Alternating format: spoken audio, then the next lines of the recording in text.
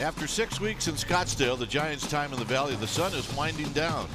Just 2 Cactus League games remain, and with most of the roster set, a core group of veteran players are ready to go. Opening day is just 1 week away, and tonight the Giants and Cubs meet at Scottsdale Stadium. Spring training baseball next.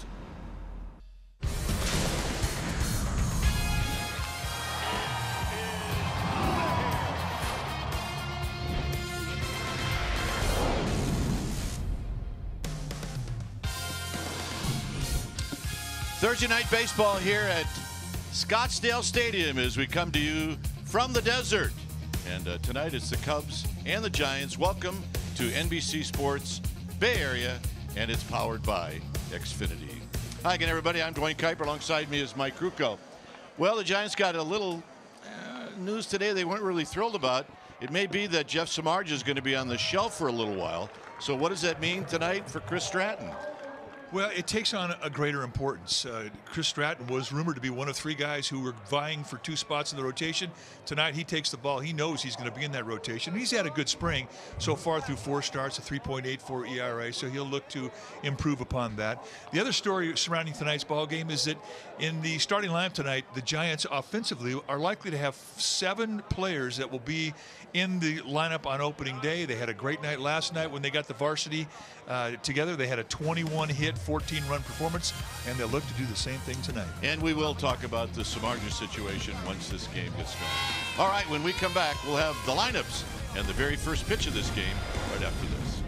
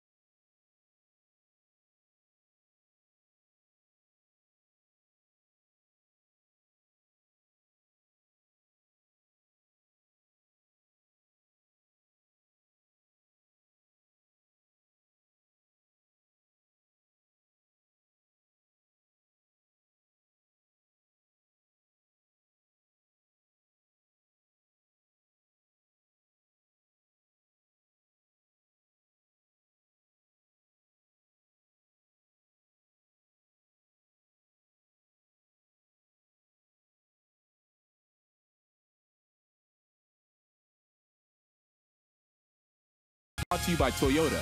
With more models over 40 mpg than any other manufacturer. Toyota, let's go places. By Southwest, yes to low fares with nothing to hide.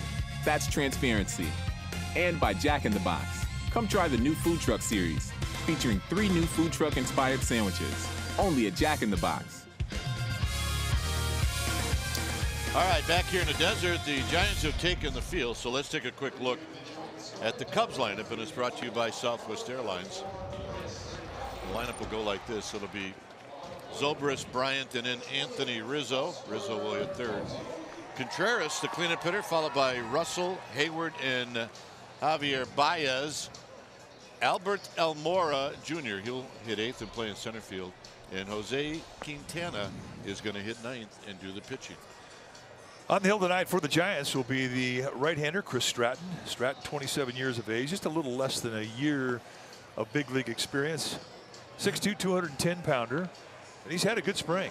0-1, about a 3.86 ERA, and 16 and third innings, allowed just 15 hits. He struck out 18 against 4 walks. When he is right, you're going to see a fastball that goes low 90. He'll 2- and 4-seam that fastball with very good command to both sides of the plate. His command is really one of his stronger assets. He also has a slider, a changeup, and a great curveball.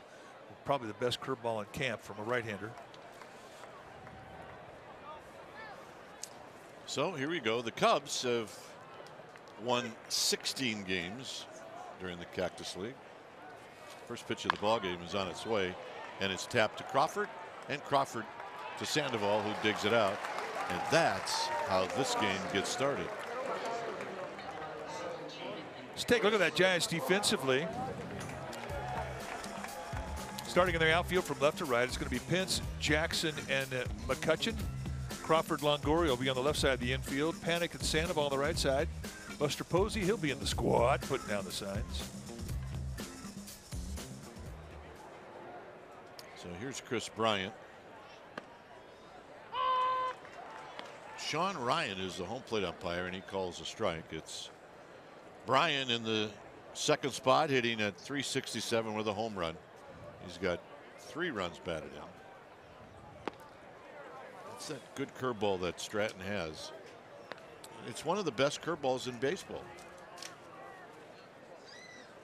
Well, he's got a lot of things going for that curveball. Number one, a high 3/4 release. He's way up top. So when that curveball breaks, it's got downward snap to it. At the knees. But in the age of sabermetrics, spin rate becomes a it's a topical subject. I mean, everybody's talking about spin rate, not just on curveballs, but sinkers. Well, he's got the best spin rate on a curveball in the game. Well, there it is right there. And Bryant is gone. And here's Rizzo. I asked him about him. I said, you know, are you having a problem with the curveball here in Arizona? I mean, it's not a great place to throw breaking balls. He goes, no, you just make adjustments, you shorten up, you get on top. Kind of makes you, it forces you into good mechanics. That was a really interesting comment. That's from you would expect to hear that from a guy 34, not 27. Right. Here's Rizzo. Rizzo this spring is at 324. 2 home runs, 8 driven in. You see most really good hitters are going to be hitting over 300 here in the Cactus League. Now, one thing about Rizzo, I mean, he's a big guy and he gets right on top of the plate. Rizzo 6'3", 240. But he is daring you to come inside to him. I always felt guys that stood on the plate didn't look away. I agree. It's like, if I'm going to stand on the plate, and I'm going to look in. Yeah, how about Barry Bonds? You could put him in that club.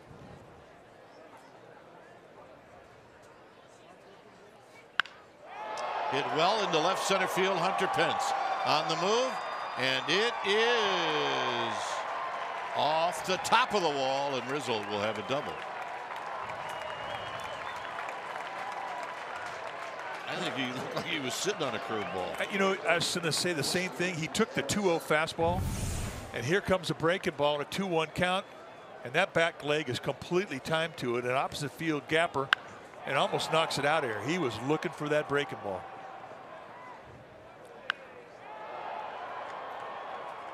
And he did not miss by knocking it out of here by very much. So here's Wilson Contreras, the catcher. He's got 4 home runs this spring. And he takes a ball low and away, 1 ball and no strikes. It's a live ballpark. It's a great place to hit. It's not as live at night And normally the carry in this ballpark is to right field.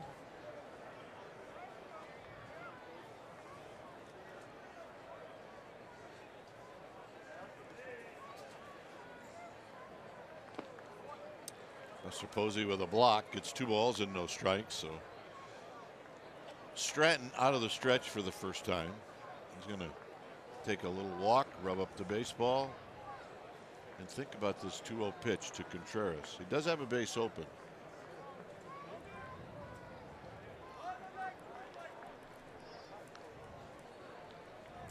Got to really force yourself if you're pitching to Contreras, especially in 2-0 counts, to keep that ball down. He's looking for a mistake up.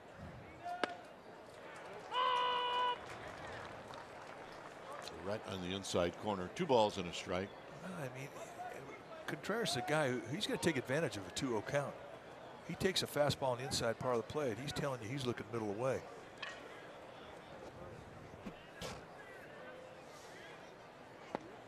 Three and 1. Posey wanted that same pitch that he saw on the 2-0 count. When Stratton gets his rhythm going, and it's early in the game, but he's a guy that could go inside, outside on the corner with his fastball as good as anybody in this Giants staff.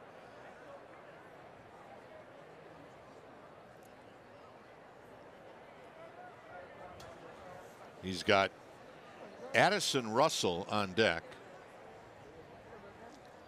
Just underway here in Scottsdale. Popped out of play on a challenge. It's 3-2. And the other thing too about Stratton, he's not afraid to come at you with a fastball. We saw it 2-0, we saw it 3-1, and he's also not afraid to throw any of his pitches in a 3-2 count. So this will be pitch number 15 here in the top of the first inning. Sold out crowd here in Scottsdale. Here's the payoff and the walk.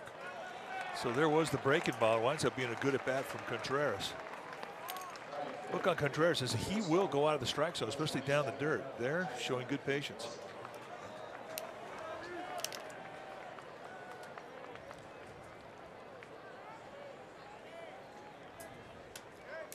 So here's Addison Russell, who's having a good spring. You see the high average, 2 home runs, 9 runs batted.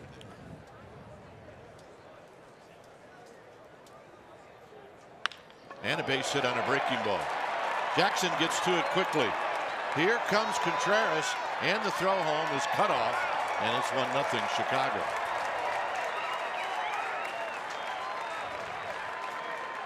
Well, it's starting to be a pretty good theme in the first 5 hitters of this game. A lot of Cubs sitting on breaking balls. Get it in curveball. You will elevate on that first pitch to get ahead. And that is when you are vulnerable. As soon as you elevate, you're counting on a guy looking for a fastball and just taking that flop curveball. But Russell looking for it.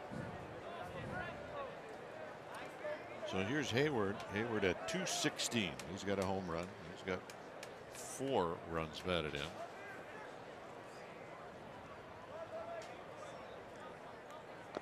And this gets away from Buster Posey, and it's 2-0. So that'll be a wild pitch. Now Buster Posey's not going to be happy with this ball getting by him. Not with a runner at third. Just kind of short hops a backhand. That glove is really not in great position to block that ball and keep it in front of you. You reach across your body like a shortstop, you can get that effect. Ball hit the side of the glove, bounce away. Well, it's hard when you have shortstop in your blood. Well, he was a shortstop.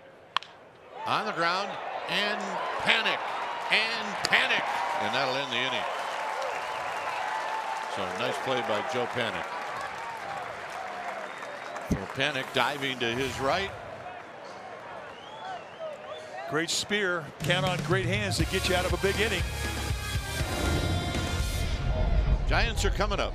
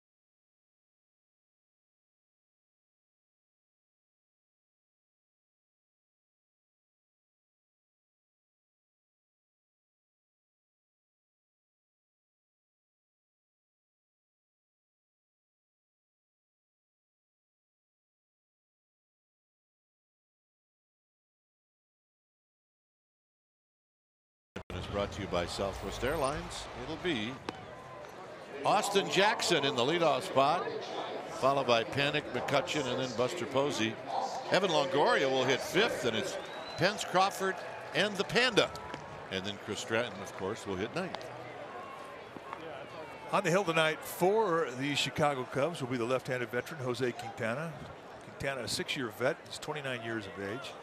That's what he has done down here in spring. He's been fantastic. Just 9 base runners allowed, 9 1/3 with 9 strikeouts. Fastball, well, you'll see him attack the inside part of the plate consistently. Got a good changeup, kind of a slurvy breaking ball to go with it. But he likes that inside corner. So here's Jackson.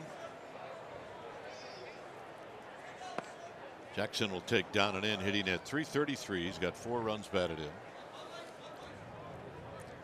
And inevitably he'll be the leadoff hitter a week from today in Los Angeles. Swing. Ain't gonna miss. 1 ball and 1 strike. Yeah, he got the pitch he was looking for. 1-0 count, fastball away. That kind of unnerve you when you swing through it. Yeah, absolutely.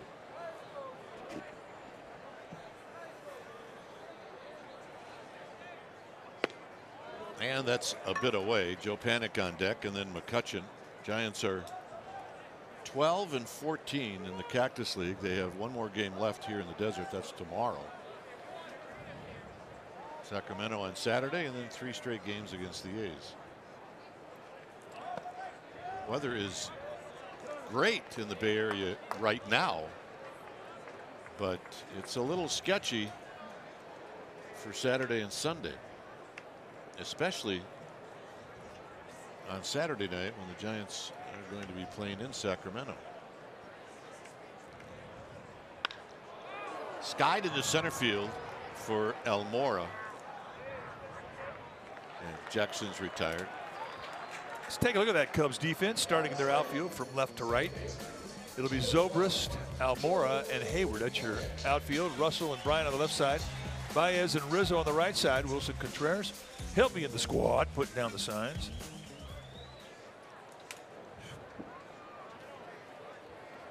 So here's Panic at 300 with a couple of home runs. He's got 6 runs batted in.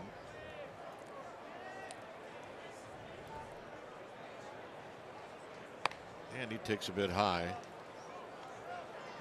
1 ball and no strikes. Giants, if you're keeping score at home, have 2 ties. The Cubs have 3 ties. This is hit on the ground to Baez, and Baez will make the play. Good play by Baez. Let's take a look at the good play by Joe Panic that ended things for the Cubs. 1-hop spear, and you better get up and get rid of that ball quickly because of Hayward's speed. Even a ball hit as sharply as this. I mean, when do you feel like you're really ready defensively to go north? Yeah, but as soon as you get off of these infields here in the desert, then you're ready. Nice play. Here's McCutcheon. First pitch is a bit high. McCutcheon does have a home run. He's got 7 driven in.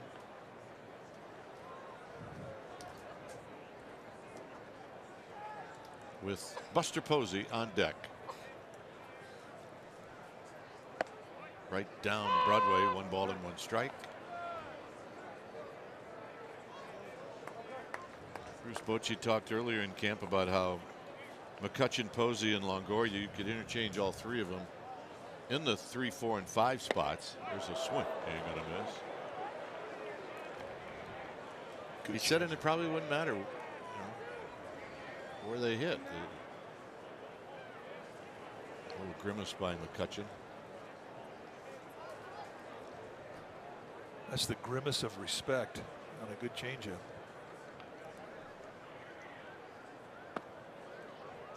There's that inside target that you were talking about from Contreras, and that's where Quintana likes to go at you, especially if you're a right-handed hitter.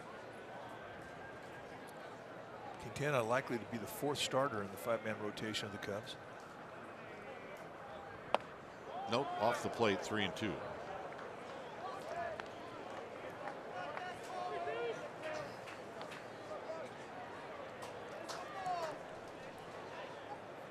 Two nothing Chicago. Cubs scored both of their runs after 2 outs. Giants are going to try to do the same thing here with the 3-2 pitch to McCutcheon. And the walk. That's pretty good at bat. Well, you're down at a 1-2 count, and you've got 2 swing throughs. I mean, you're thinking, well, okay, and you work a walk. It's a great at bat.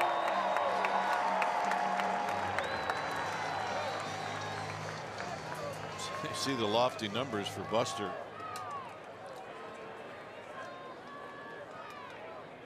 545. He's 12 for 22.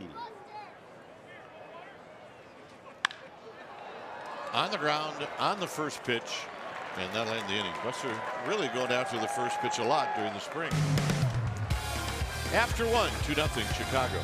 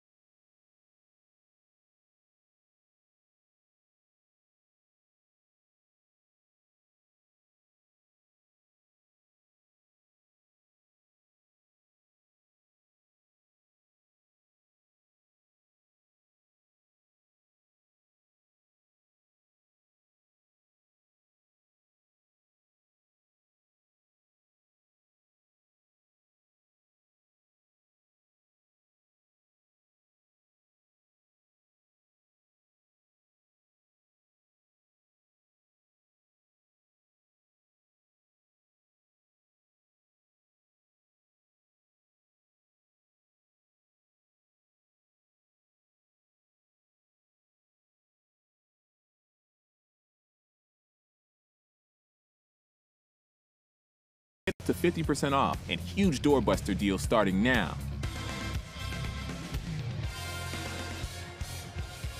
2-0 Chicago.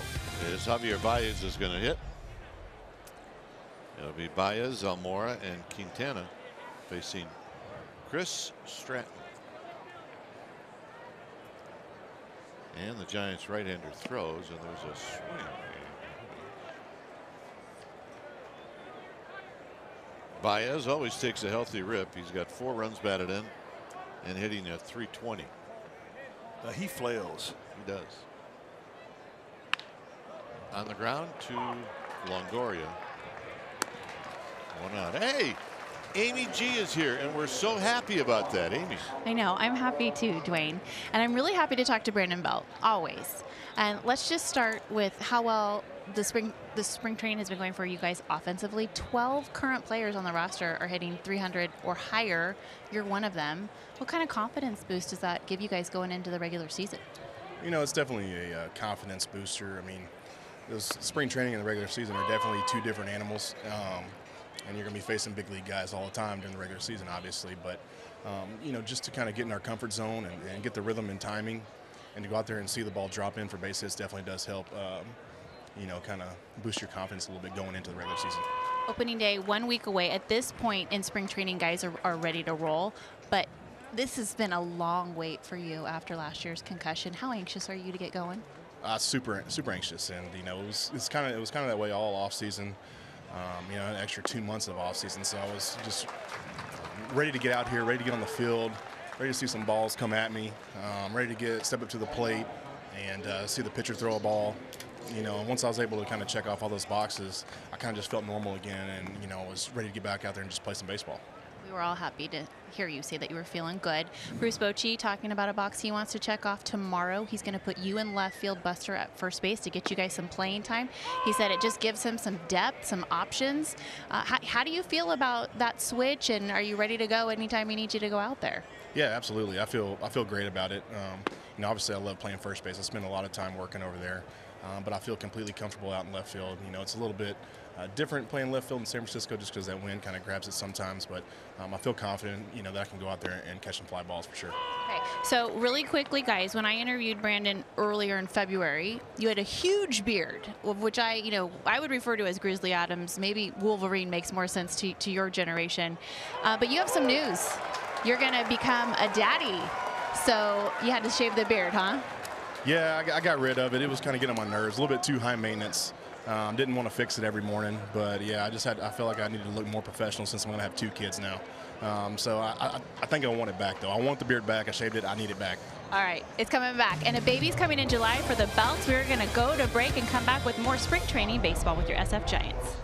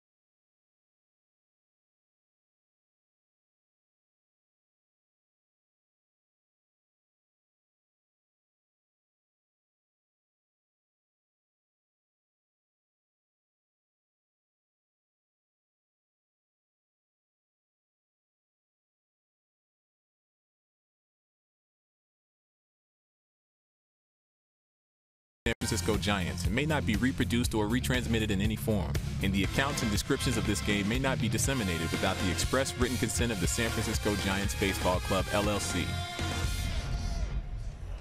2-0 Cubs. We're in the bottom half of the second inning. A reminder, the Giants will take on the Dodgers for the first weekend of the 60th anniversary home schedule. Starts off with a bang with fireworks night on Friday, April 6th, presented by Altec Lansing. And on Saturday the 7th, the first 35,000 fans receive a 60th anniversary Willie Mays bobblehead presented by AT&T. And Sunday, the first 20,000 fans receive a Giants-Dodgers rivalry pin presented by Bank of America. You need tickets, go to sfgiants.com. Here's Longoria, who takes a pitch down and in, hitting at .364 with a home run. He's got 4 driven in. With Hunter Pence on deck. Jose Quintana. And this is off the foot of Longoria. He does have the ankle guard on that left ankle. And as we've noticed from time to time, it just totally misses the ankle guard. Well, I think it missed it that time. At which point you're thinking, why am I wearing this thing? Yeah, really. It definitely means that there's a bruise somewhere on that ankle. Let's take a look and see exactly. Oh, it missed it completely. Got him in the calf. That's a good thing. a new bruise. You don't want to dig into an old bruise. With the way that Quintana likes that inside corner and the inside-out approach of Longoria, I mean, this you would think would be a pretty good match for Longoria.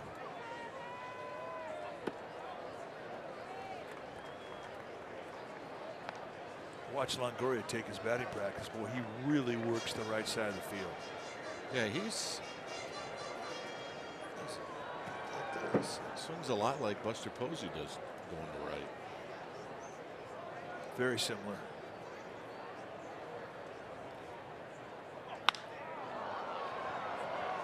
Very high into shallow center field. Well, stream the Giants on the go. Great news, Giants fans. Once again this season, you'll be able to stream every NBC Sports Bay Area Giants broadcast on your desktop or mobile device. Giants games streamed on the go on the NBC Sports app. Here's Hunter Pence.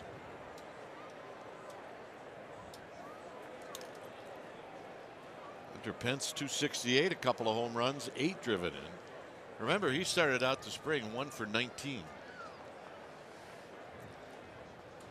And most of those bats came as this is cued. And Pence is going to beat it out. I don't know if Quintana got a late jump, but Hunter Pence can be the king of the infield hit, and he's got another one. Well, I had some funkiness on it. Rizzo really had to back up to kind of time the spin to make the grab. But Quintana, left-hander, who falls off towards the third base side, just a little slower, getting unwound and getting over. And for Hunter Pence, who's only got 1 gear, and that's 5th speed, beats it out. Don't be blowing your ankle out now.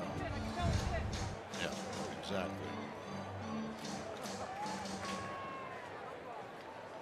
McDonald's true stories. On this date last year, Team USA defeated Puerto Rico in the World Baseball Classic championship game by a score of 8-0.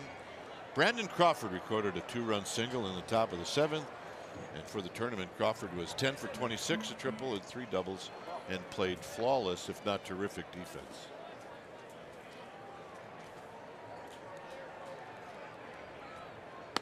And the first pitch just misses 1-0. 241 with 5 runs batted in for Crawford this spring. Really did play defense for the first couple of weeks. Bruce Bochy with that slow play with a lot of the veterans.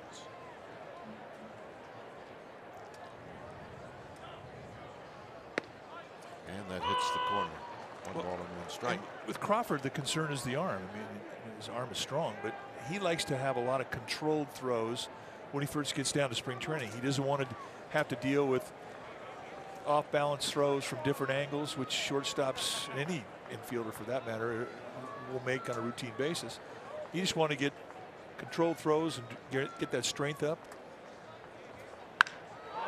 Struck well to center field. Almora on the move. Still on the move. Now he's got room, and on the track he makes the catch. Pence will hustle back, 2 outs. 430 to straightaway center field here at Scottsdale Stadium, and there really isn't a whole lot of wind right now. We haven't seen the flags be as quiet as they are tonight all spring long, so you're not getting a whole lot of help from Mother Nature. But there's the 430, and there's the flags blowing straight down.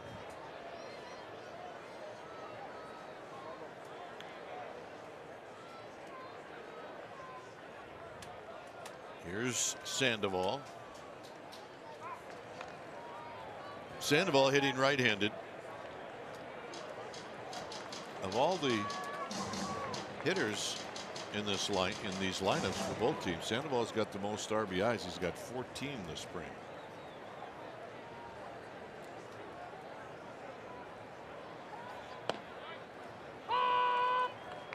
Well, he came down here with a good swing.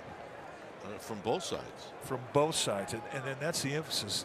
From both sides, he's really looked like a different guy from the right side than we saw at any time last year. And the reason for it is he has good health in both shoulders. He's not swinging around any pain. He's strong.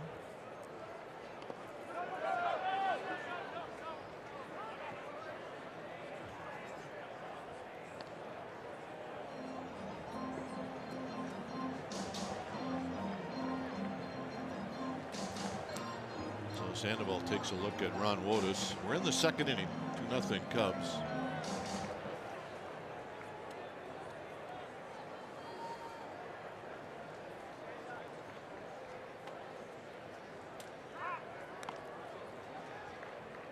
Quintana has a good move. You have to be aware of it. He just picked me off. Yeah, that's all right. Doesn't count.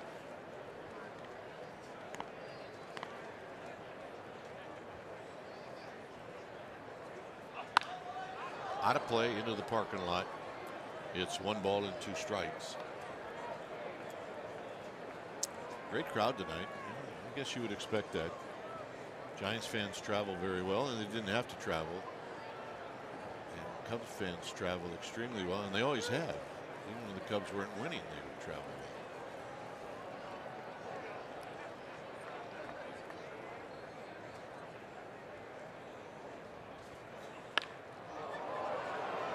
Shallow center field. Now they're obnoxious and they travel well.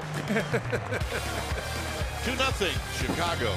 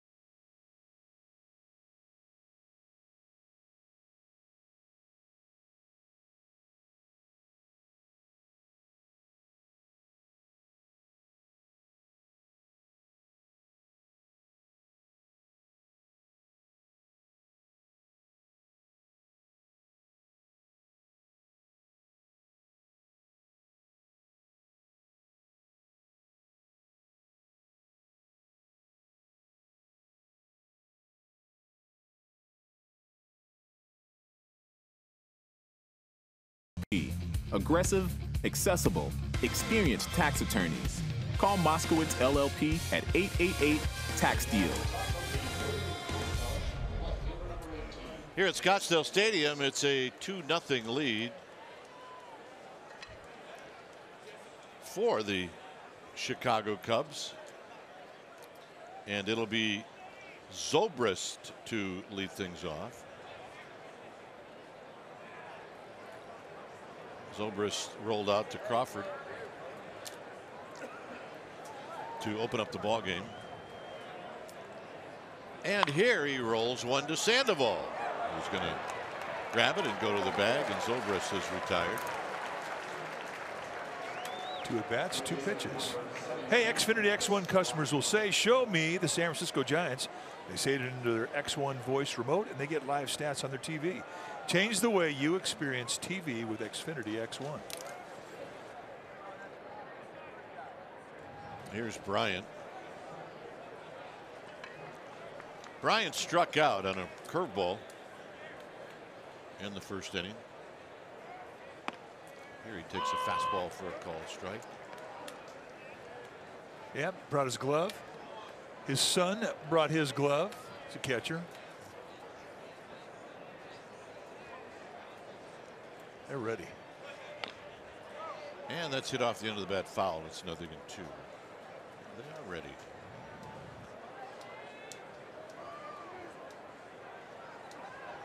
The whole family's here tonight. Daughter's got her pink Giants jersey on. Oh yeah, that's the smile you want on the old man. That is true bliss. He's a happy camper. Got his family, a ball game, front row, glove. Serious business. We've been talking about this game for months.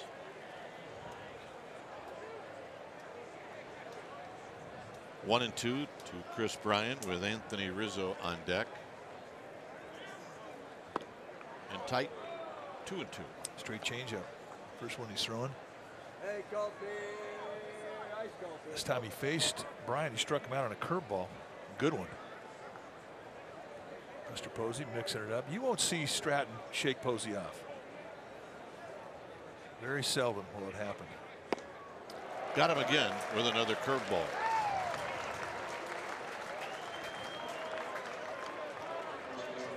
And here's Rizzo. I talked with Chris Stratton before the game. He says, listen, he goes, would you do me a favor? Would you say hello to my father-in-law, Ed, and my father, Lee? I said, sure. Anybody else? He goes, well, yeah, you better just say hello to the whole, yeah, everybody. The gang. So everybody that Chris Stratton has ever met and all the relatives in Tupelo, Mississippi, he says to say hello, especially Ed and Lee. Hunter Pence has got to come a long way, but it's actually Crawford who goes out and he makes the catch in a nice inning for Chris Stratton. 2-0 Chicago.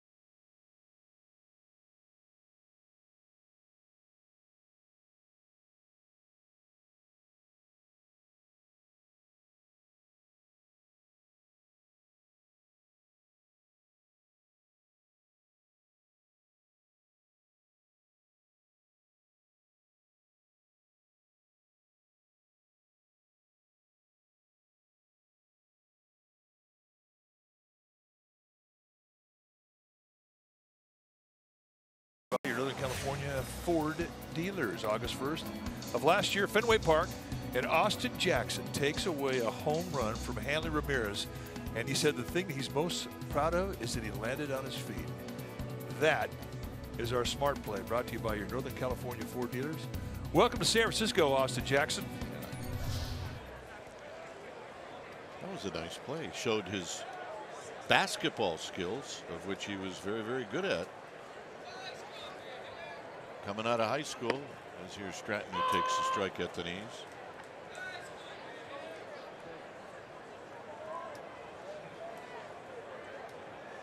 Stratton and then Jackson and then Panic.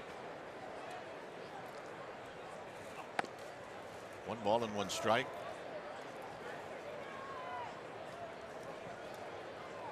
We mentioned the last game in the Cactus League is tomorrow.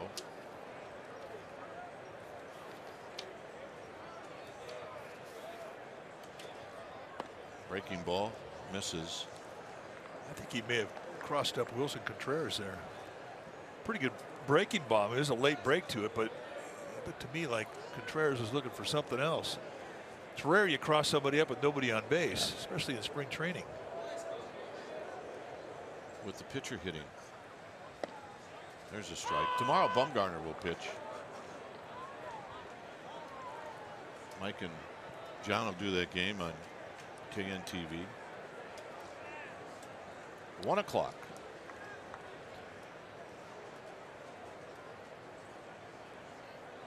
2-2 pitch to Stratton.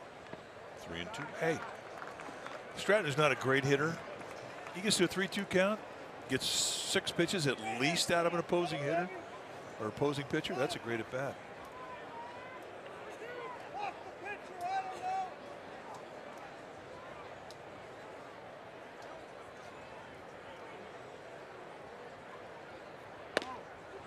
And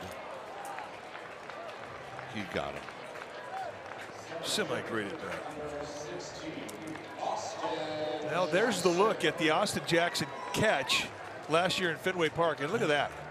I mean, perpendicular to the ground. Looks like he's planted his head in the sand. He hooks the arm around the fence, he swings his feet over, and lo and behold, he lands on his feet. Remarkable athleticism. That's a great play. Here's Jackson, who got a fly ball to center field.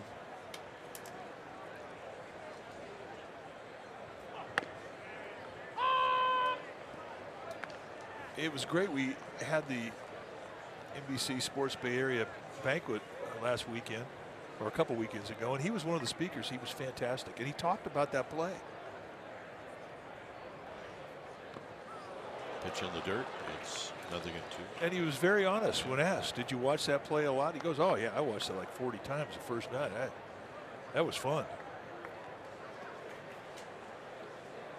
I think they're burning fajitas at the Charro Lodge. What do you think? They're pretty good out there. We cannot talk food in the 3rd inning. Foul, and it's stays at 0-2. One more look, and he said the thing I'm most proud of is that I landed on my feet. Swings around. And were you sore the next day? No, I was good to go.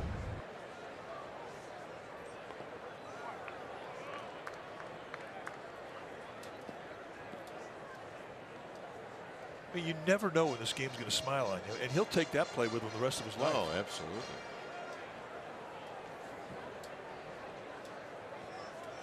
Arguably the best defensive play in the outfield the entire year, 2017.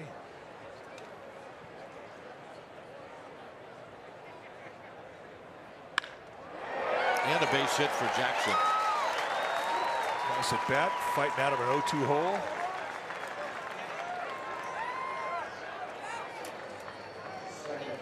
Here's Panic. You know, this is about the time of spring where you start to see guys have better balance through breaking balls and off-speed pitches. Watch the weight. I mean, that's really a great distribution from the back leg all the way through the contact point. There's no drift out on his front foot at all. They weren't doing that the first week and a half. Here's Joe Panic.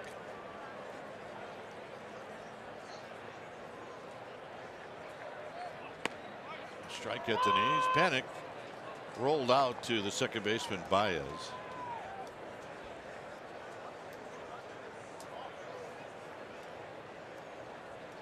By the way, Austin Jackson played a full year with the Cubs in 2016.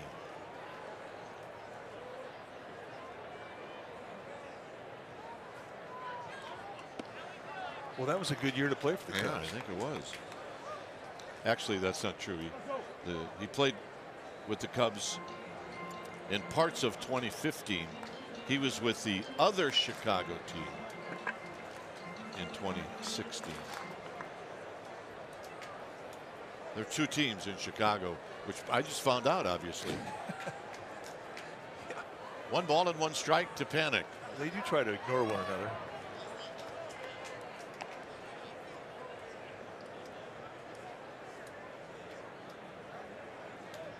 Two team towns are different. They absolutely are different than cities that have just one team.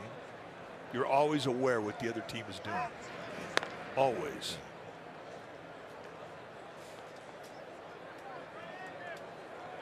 Now, you don't see too many hats that have the split hat.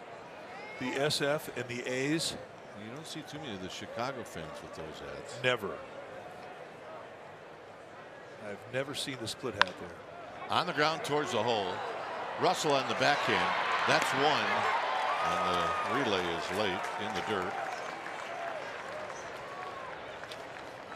April 4th is Kutch 22 T-shirt day. It's a 4:15 start time. And those Kutch T-shirts will go to the first 20,000 fans. Take advantage of the special Kutch 22 ticket. 2 tickets for $22. sfgiants.com/Kutch22. A nice way to welcome Andrew McCutchen to San Francisco. Get everybody wearing his shirt.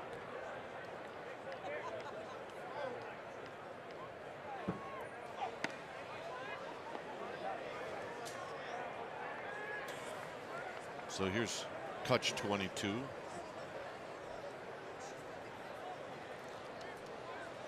Drew a walk in the first.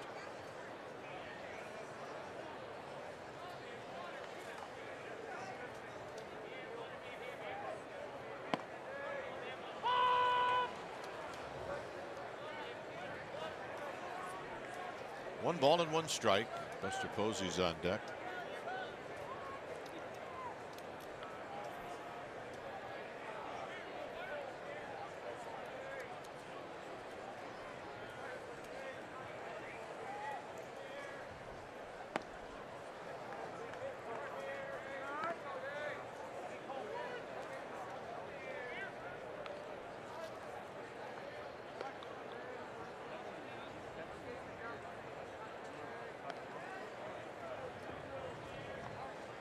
This is the 3rd night game in a row.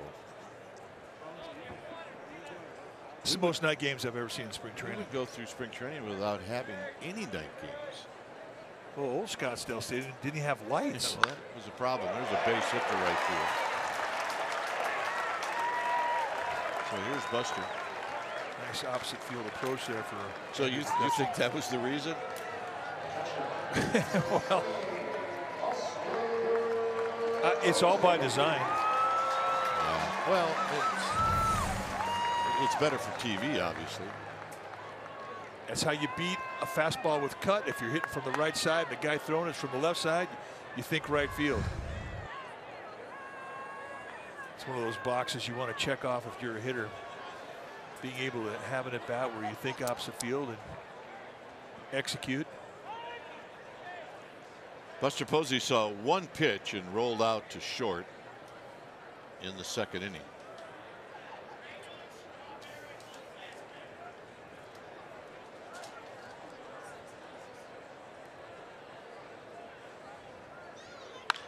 Out of plate on the right field line. It's no balls and 1 strike.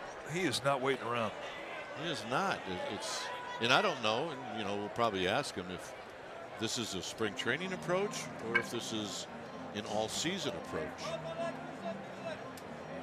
Yeah, he mixes things up. I know one thing about him. He's always got a plan. One of the prettiest right-handed swings in the game.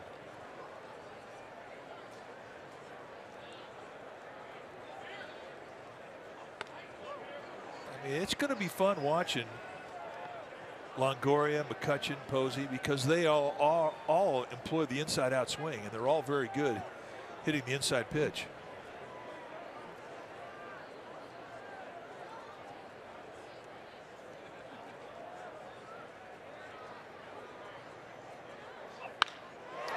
Driven to right. Hayward back. It is out of here.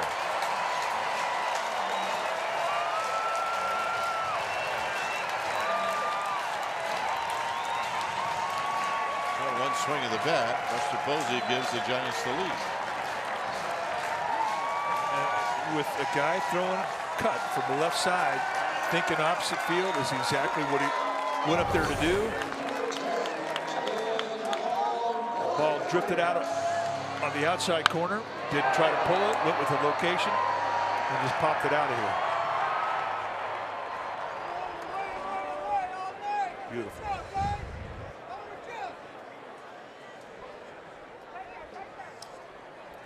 Here is Longoria. You always look at what a veteran offense will do their 2nd time facing a guy in a game.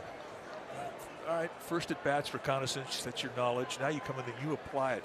You have an idea, you have a plan.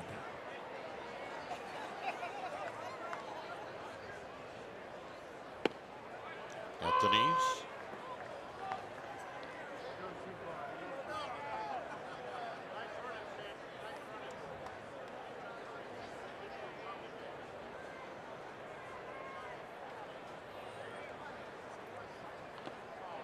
Good changeup. Longoria had got a piece, but not much of it.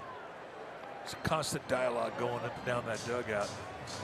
Hitters talking about what they saw in their at-bat. Guys talking about what they saw openly. Discuss a plan. I mean, they had a plan coming into the game, but it all changes when you see it. When you're actually seeing what he's getting over the plate, what he has command of, what his stuff's doing.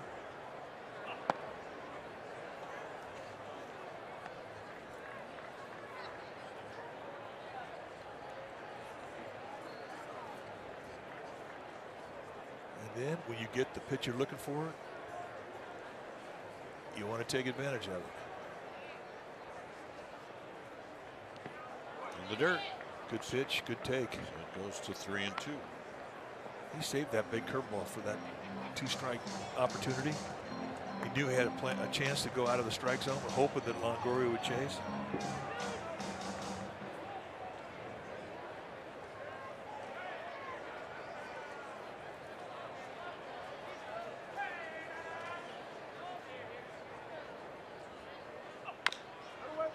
Tapped. Foul. Good pitch. It's one of those locations you're happy to fight off to live to see another pitch.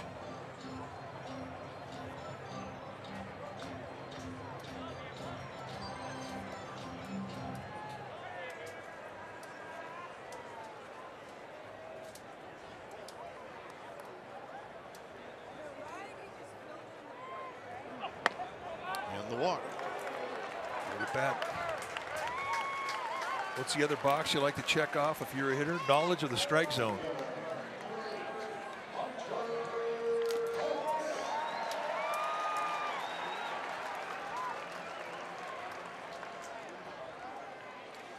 Hunter Pence hit a ball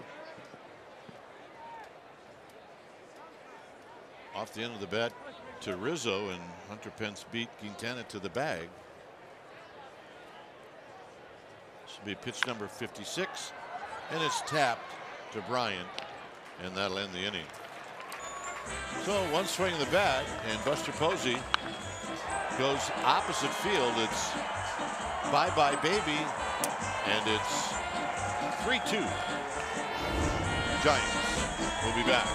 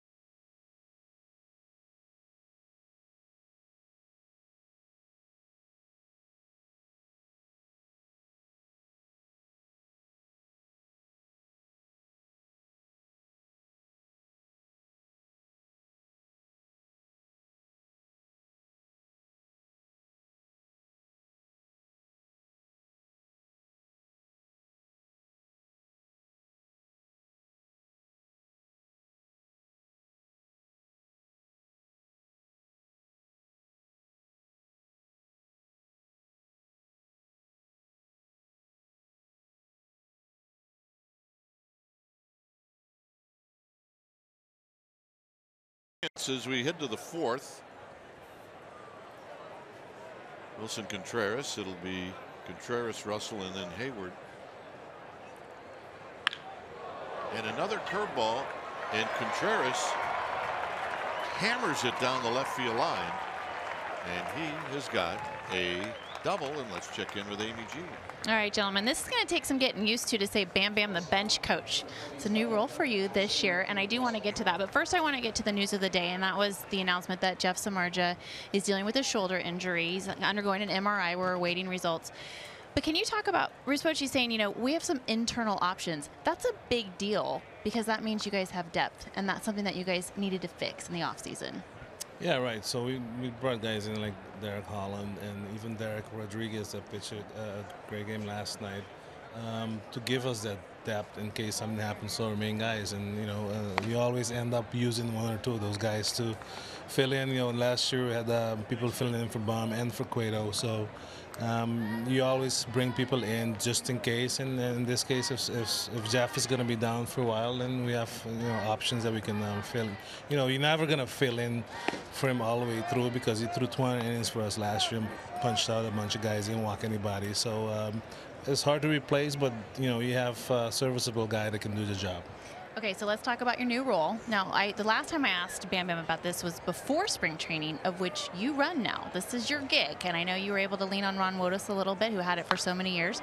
But it looked very orderly down there in the clubhouse, lots of lists, and everybody had their time and knew where to go. How has it been for you in your first spring training of which you're in charge? It's been good, you know, but it's a lot of coordinating, like you said, but I'm happy Wotus is still here. You know, he just handed me down all he did in the last 18 years or so I didn't change anything, just the names and the times. That's about it. Yeah, you had a template, a good template. All right, let's talk about some of the competitions that we're seeing down the stretch here. You have 1 week until opening day, and you've got some battling going on for outfield positions and infield positions. What can you say about what you're looking for in these final 7 days? Well, for me, as the bench coach, I'm also in charge of the outfielders. So we just saw nice plays there by Jackson. You know, you had guys coming in like Blanco and Hernandez and competing for backup spots. You know, Duggar is here doing a good job this spring.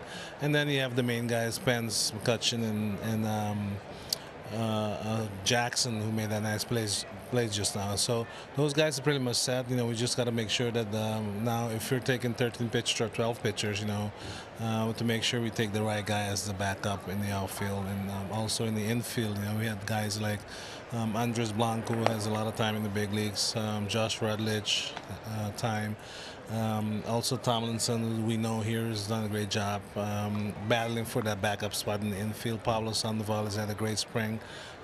So, you know, we have options, and hopefully, you know, these last 3-4 days, that we have time to pick these guys that we, you know, they keep continuing to make it hard enough so we can pick the right guys. They are making it hard, which is a good problem to have. Now, just because you're the bench coach doesn't mean we can't ask you about offense, right? Right. Well, we have two doing great guys, you know, in Alonso and Rick Shue. You know, they've done a great job with the hitting, and these guys are hitting the ball hard this spring. Yeah, and that's what I wanted to segue into, was just how many of your guys on the current roster are hitting over 300, a lot of pop this spring, and how you use that to, you know, as a trajectory into the regular season. Well, it's still spring training. It's still high altitude here, so the ball is going to carry more. We don't really emphasize much on that. Once the game season starts, we know it's a different ball game. The brighter lights go on. But you still want to see them perform the way they've been performing. You know, Buster in that line drive, 3-run homer just now. It's great to see guys locking it in right now as we're going into the last phase of spring training. You know, last game tomorrow here, then we have 4 games in the Bay Area, and then it's play ball on Thursday next week. And you mentioned Alonso Powell. Will you just share your history with him? You guys are very good friends, and you had something to say about him coming here. Right. So he's always been a great friend for over 30 years in baseball. We played together in independent ball in Newark in 2001, and August Seal was on that team as well. We had a great time. We played against each other the 3 years I played in Japan. He won 3 batting titles in a row, so he knows hitting. You know, he was in the championship team last year with the Astros, where, you know, I guess they score almost 900 runs. So that's, you know, that's a good guy to bring in when he's trying to score more runs. So our, you know, relationship goes way back. You know, he battled cancer here recently, and we hope he's fine and he can get out there and do his job. And when the front office asked for help to replace my position, you know, his name came up right away, and also Chili Davis on the other side of the field today came up as an ex-Giant, but you know, he ended up taking the position with the Cubs, and we ended up hiring Zoe for my replacement. So I'm totally happy. Well, I mean, Zoe, Bam Bam, and Augie. 3 great nicknames and a great trio. It's a lot of fun. Good luck to you this season. Gentlemen, let's get it back up to you. All right. Nice job by Bam Bam. Baez. No balls in 1 strike. Amy G, mid-season form. Nothing in 2. I'll tell you that. You talk about a guy swinging out of his shoes. This is Baez. I mean, he just lets it go. I mean, there's a lot of old ball players watching them swing like that, because scratching their head, and the pitchers shaking their head.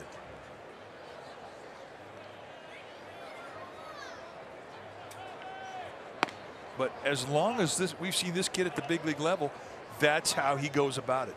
He didn't want to hit the ball over the wall by 10 feet. He wants to hit that over the wall by 200 feet. Well, just don't make him comfortable, that's all.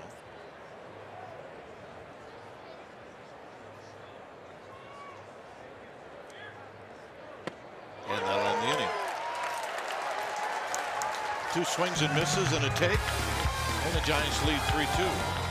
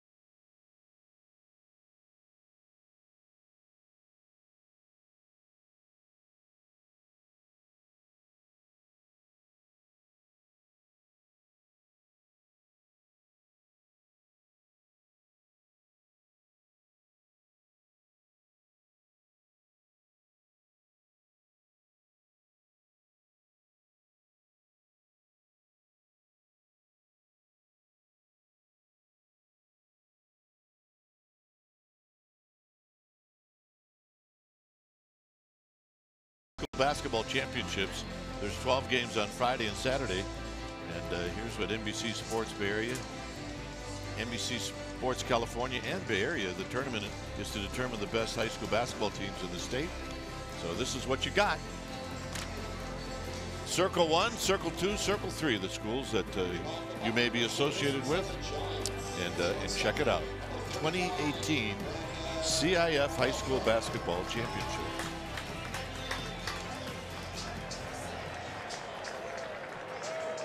Three-2 Giants on the Buster Posey home run. And here's Brandon Crawford. Crawford, Sandoval, Stratton. Talk about Stratton a little bit about that last inning.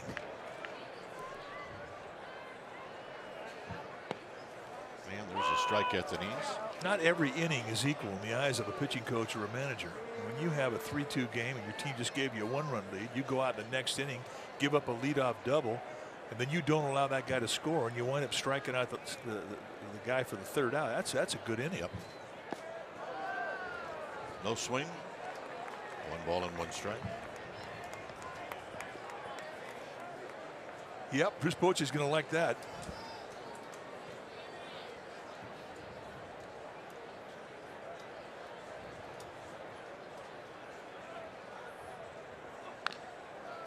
Tap foul, 1 and 2.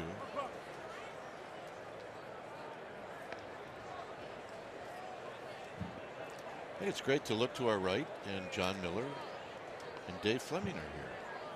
Yeah, one of the few times that all 4 of us have been down here. It's great to have the whole gang in town.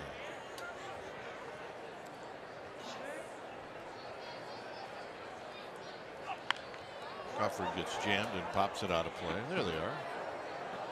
There's the boys. What do you think John's doing right now? He is on Instagram right now. He's on Instagram right now. By the way, if you have not plugged into John Miller's Instagram account, you need to get on it. It's one of the really true joys about Giants baseball. And he works hard at it. Loves it. And Crawford is out. Well, the kids are taking over. You can join us on Wednesday, April 4th for a kids opening day. Special 4:15 start time. And Lucille will be the pregame meter and greeter. Post-game opportunity for kids to run the bases on the field. Go to sfgiants.com for tickets. Dad, happiest guy in the ballpark. Oh, yeah. And they're showing the highlights when they were on TV. Pitches in tight to Sandoval. 1 ball and no strikes. Oh, yeah. She's been chewing on that ear the whole game.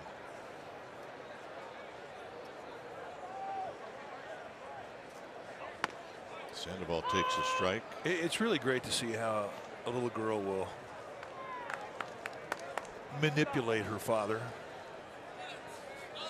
And she's got it going, and he is loving every minute of it. And I can tell you firsthand that it happens until they get married.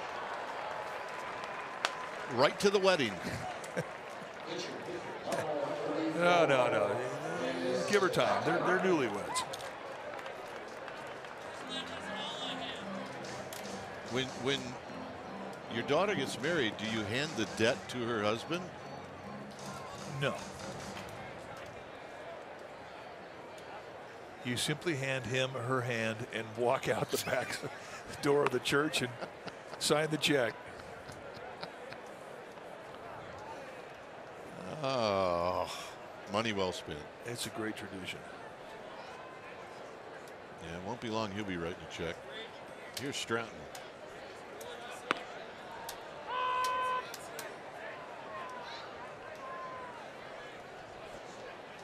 Well, I hope we could have a wedding like the one you put on for your daughter's. It was great. It Dana, was. Her husband Zach. It was good until the single button on my tuxedo popped off and almost killed somebody when it shot across the room. That's what cummerbunds are for, man. Come on. Never take a deep breath if you're the bride's father. You never know what might happen. And don't have a second piece of cake either. It's 2-2 to Stratton. It was great as we found a safety pin, and that was fine. It all worked out. And as we were walking out the door at around 11:30, somebody handed me the button. They picked it up off the floor. It was a weapon there for about 5 seconds. They wanted the ballistic information.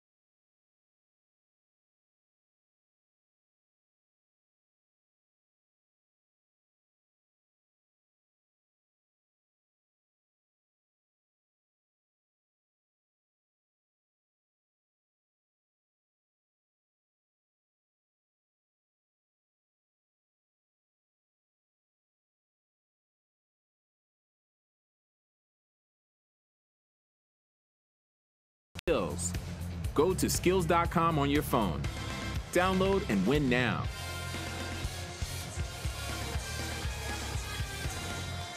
Here it's 3-2 Giants as we head to the 5th inning already. Stratton gave up 2 runs in the first inning after 2 outs, but it's been pretty good after that. He's going to go after Elmora, Quintana, and Zobrist. Well, we talk about Stratton and what his strengths are as a pitcher, and it's command. It's fastball command to the corners. It's command of that curveball, being able to throw it in fastball counts. You see that about his changeup and his slider as well. And oftentimes it takes you a few pitches to get into that rhythm. And there is a vulnerability in the first inning with Stratton, like a lot of good pitchers. But once he finds the rhythm, and all of a sudden the pace of the game quickens up a bit. Elmora struck out in the second. On the ground, the Gold Glover. 1 out. Boy, you watch Longoria. I mean, he is just soft-handed. No, he's Matt Williams. It is uncanny as to how much Longoria reminds us of Matt Williams. Just not a problem. That was a bullet on a short hop. All routine.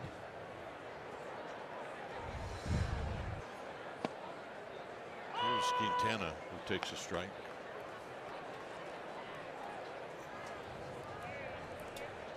Zobrist to follow. Swing. You're going to miss. Nothing in 2.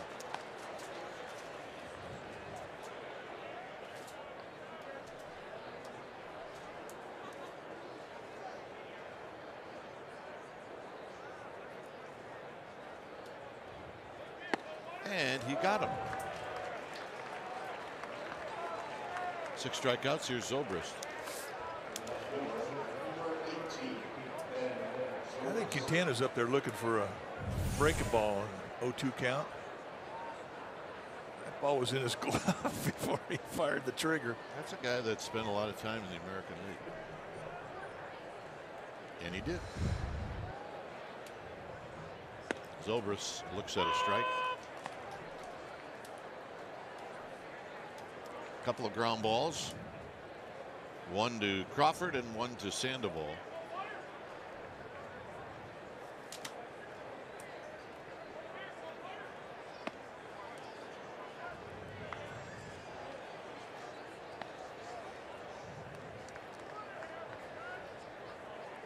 This is one of the keys for the Cubs. I mean, last year he really struggled at the plate, hit .232, and he has not had a good spring.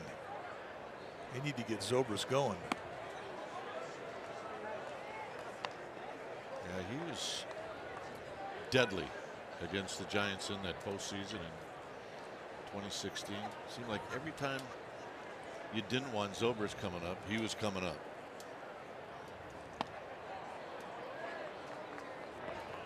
Three and 1. Big hit after big hit.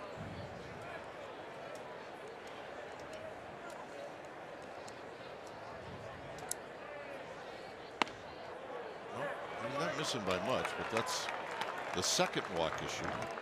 Well, you mentioned Sean Ryan's behind the plate. We don't know much about Sean Ryan, and one thing we have found out tonight is he's not a high ball guy. He's done a nice job.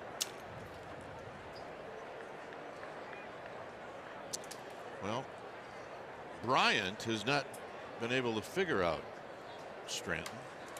Yeah, but power hitters, they can ruin your day with one swing. You strike them out 3 times, make them look like they've never played the game before. Then all of a sudden, that 4th time up. Side retired on 1 pitch.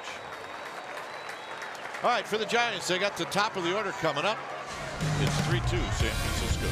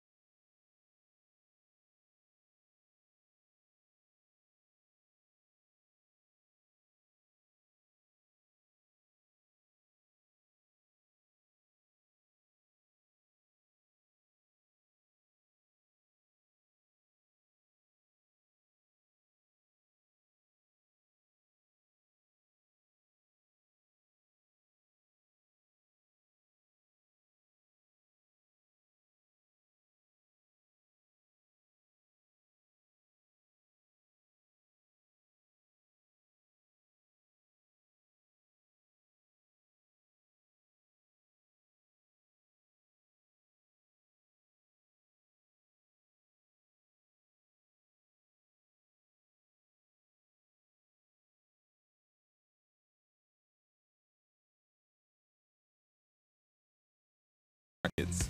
For a location near you, visit Lenardi's.com or find us on Facebook. Lenardi's, quite simply the best. Giants with a 3-2 lead. And here's the top of the order. Jackson facing Quintana.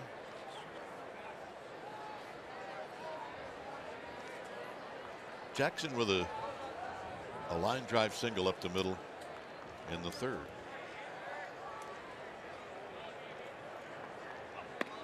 Down and in. One ball and no strikes. We mentioned that Jackson was on that 2016 White Sox team. Well, so is Quintana.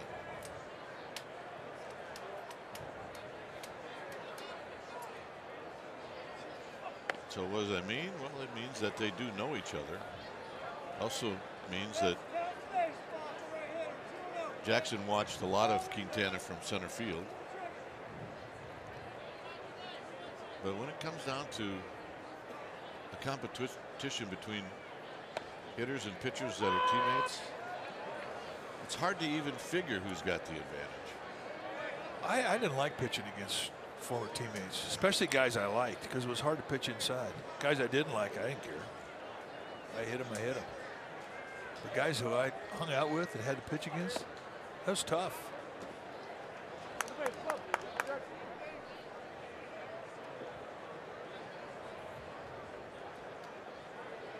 Kind of explains why I got brushed off the plate a lot when you faced me. Only in spring training. Because we didn't really know each other. High and fouled on the right field line and out of play.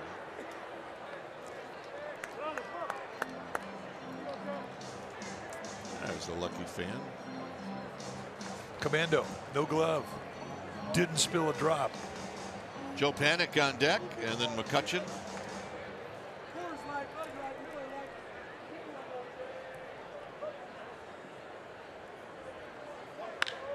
Driven to left. Zobrist on the move, and he's going to run it down. So Jackson hits it hard, but he's got nothing, and here's Panik. Good at bat. He got a good feel in his hands.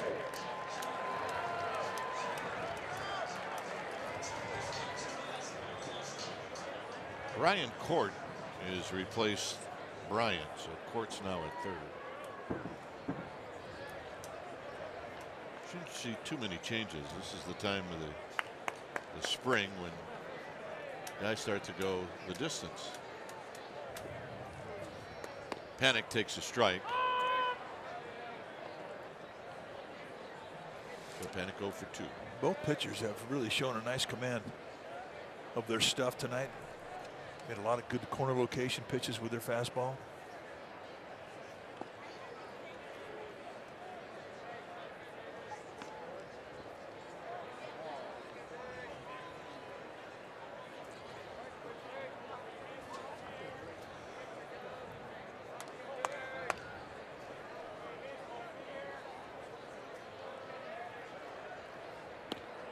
Nope, just off the plate.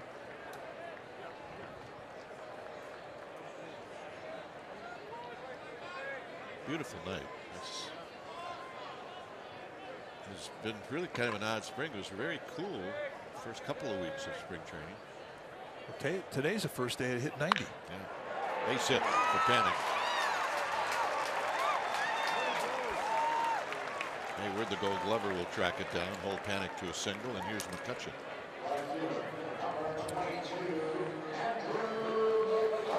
Lots of weather on the West Coast, and eventually it's going to find its way down here. There was a threat of rain, a 20% chance tonight, a 10% chance tomorrow, but it is supposed to cool off a little bit this week.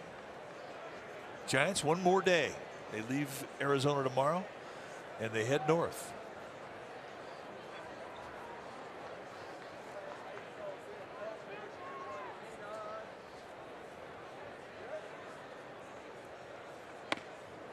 McCutchen singled to right field in the third. I think he pulls off this uni better than anybody. Yeah, including the shoes.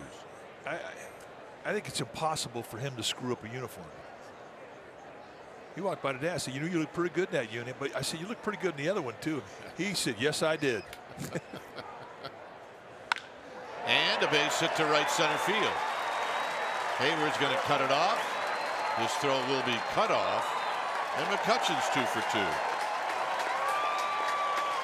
Another opposite field at bat. Right now it's time for our big play, brought to you by your Northern California Mini Dealers. Buster Posey came up in the third inning with a couple on, 2 outs, and gets a fastball away.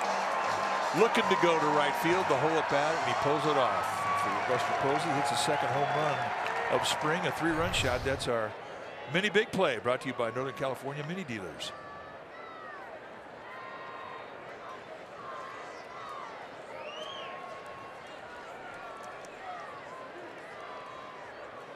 He rolled out in the first inning, then hit the home run in the third.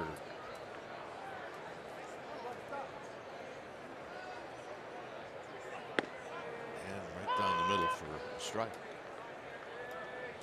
Buster takes that pitch. He was looking for something else. And he'll have a plan even with 2 strikes. I mean, this guy guesses more with 2 strikes than most of the other Giants players. On the ground to Russell, and that'll be a double play. So Quintana gets out of it with the double play through 5. 3-2 Giants.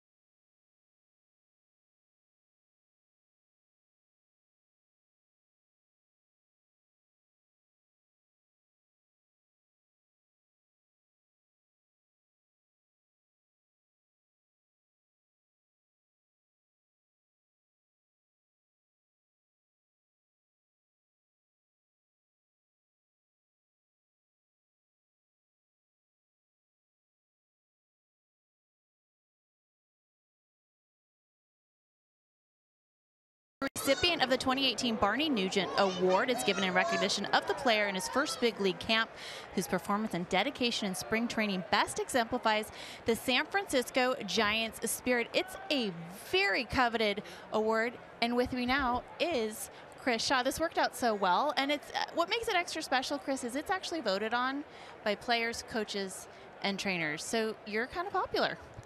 Yeah, you know, I can't, say how thankful I am to have, the group of guys that are in this clubhouse, kind of, being the leaders that they are and just making a guy like me feel as comfortable as I was coming in for my first time. And you were given the news that you were reassigned earlier this week, but you came back here to receive congratulations from these guys. How was that?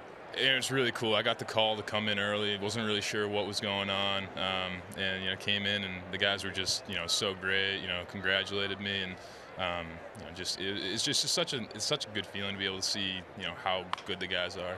Will you talk a little bit about getting the news that you've been reassigned? You've been a name that fans have heard about for a few years now. The expectations are starting to build, I'm sure, for you too. How do you balance that excitement and anxiousness of wanting to get here, but needing to go through the right channels and getting all of all of the baseball you need to get under your belt before you're ready to be here? Right. I think it's a situation where coming into camp, I had an idea that, this was going to be something where it was going to be a learning experience for me, getting acclimated to the kind of lifestyle that, being in the big leagues every day is like. So to come in, work with all the guys, get through a routine, and then, ultimately get to the last cuts and, be able to go back to Sacramento with the idea that, I'm going to go down, work, and, get my at-bats in and have an opportunity to be up, hopefully at some point. I couldn't ask for more. You have a big fan in Will Clark. You said he was a mentor to you. But on top of that, you're around Willie Mays, Willie McCovey, walking legends in and out of that clubhouse. Barry Bonds was here. What is that like to be around that kind of baseball knowledge and skill? It's such an invaluable resource to be able to have, some of the best players to ever play in Major League Baseball in your corner, and just sharing that wealth of knowledge that they have for the game. Will in particular, he's kind of been a mentor since I got drafted. I actually met him before the draft when we were playing at LSU. I had a teammate who knew him pretty well, so he came to Baton Rouge, and I didn't know at the time I was going to be drafted by the Giants, but even then he was just so amazing. And he's one of those guys that every time I see him, it's like, it's the greatest thing. I always tell him he's contagious. His personality is contagious, infectious, in a good way. All right, so let's chat a little bit about your transition, because when I first met you, you were a first baseman, and now you're an outfielder. You made some physical changes to your body. You lost weight. You can tell me those secrets off camera, because I'm always looking for a good diet plan. What has this transition been like for you? It's been great. Coming into the season this year, my big goal was to get better defensively, and to do that, I felt like losing, a couple extra pounds would, pay dividends in the outfield and just, overall energy and how I would feel. The past month, it's just been great as far as how good I feel out there, and it's, something that I had to do. You're at the point in your career where, you're looking to make that next step, and I felt like that was, a big part of how I would do that and how I'd take it. All right, well, Chris Shaw, the 2018 Barney Nugent Award recipient. I think there's a lot of good things to come from this fella. Gentlemen, let's get it up to you. All right, there's a C9 ground ball up the middle for a base hit. Peter Borges, who came in to run for Rizzo, is going to end up at third. So it may have been that Stratton thought, hey, you know what? I got a double play ball. Nope. Well, they're playing Contreras to pole, so Brandon Crawford, the Giant shortstop, about 4 steps towards the pole, the 5.5 hole between short and third. So you just can't get away from it. Still, I mean, that's a pitch that Stratton wanted to make. I mean, that's right where he wanted to throw it. It gives you an idea how strong Contreras is to be able to muscle that thing through the infield. So here's Addison Russell, and a strike. Good Russell, location. 1 for 2.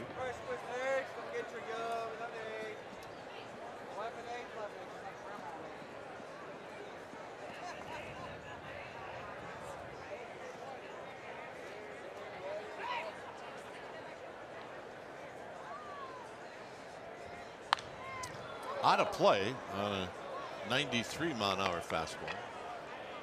When Addison Russell got traded over to the Cubs, I thought this is a match made in heaven. I went into the media guide and I checked to see if Addison's middle name was Clark. Wrigley Field. I mean, they're at Clark and Addison. I mean, that's the address. Sure. I'm thinking, here's a kid, Addison Clark. But it's Addison Wayne Russell. Got him. Also with a bluff. Big strikeout. A 3-pitch see ya with a runner at third, nobody out. Strikeout number 7 for Stratton, and that was impressive because that's what he was pitching for.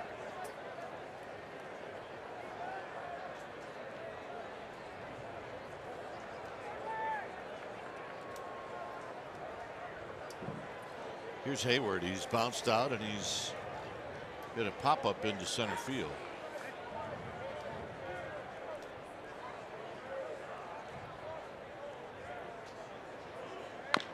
And he hits this one off his foot, and it's 0-1.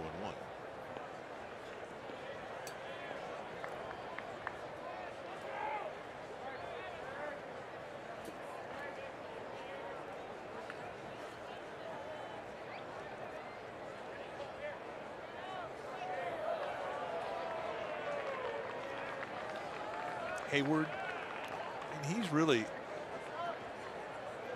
had to work to redefine himself since he's come over to Chicago. And by that I mean he's had to change a few things in his swing, because he hasn't put up the numbers that they expected he was going to put up. And it's wide. 1 ball and 1 strike. This will be his 3rd year with the Cubs. His first year in 2016, he hit 230. And then last year he upped it to 259 after the change. He got a little more loft, a little more launch angle. But he's still not happy with 259. 1 and 2. Right above the hands. And that is where you pitch a guy that's tall. And Russell is that, 6'5", 240. You go right above the hands, and that has been a target that pitchers have taken advantage of Hayward for a while. One thing about Hayward, even though he has not put the offensive numbers up that he wishes he could, you never see it when he puts the glove on and plays defense. And there's a pop-up out of play. One of the best defensive outfielders in the game in both leagues. And I think that's saying something about a player.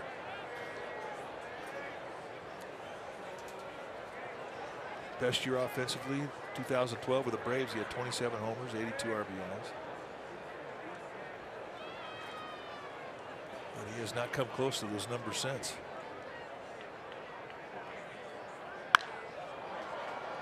Hunter Pence, he'll have a head of steam as he comes in. He'll make the catch. Here's the throw home. It's offline, and coming in to score is Borges, and this game is tied. Gives you an idea of the speed of Peter Borges. I mean, he might be going just a handful of guys in the Cactus League. They're going to score. I think, quite honestly, Hunter Pence may have been a bit surprised. Yeah. The depth on this is momentum coming into the play. But Borges at his speed just says, hey, with 2 outs, I'm going for it. It's good hustle.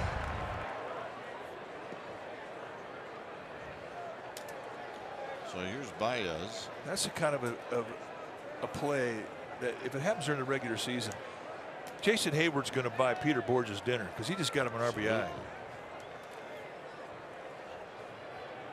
Baez is 0 for 2. And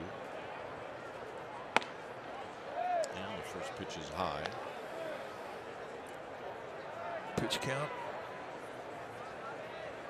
very good for Stratton.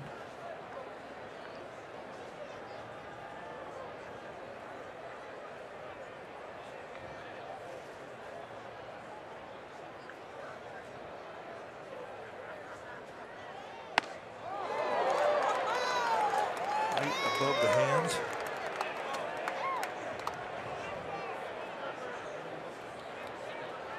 Stratton is one of those guys where you say, well, okay, I'm going to go up and in.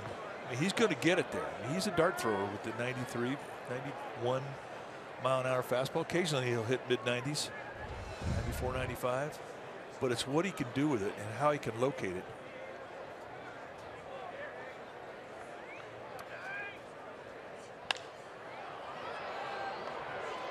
Crawford. Side retired. Cubs tied up. Bottom of the 6th coming up. It's 3-3.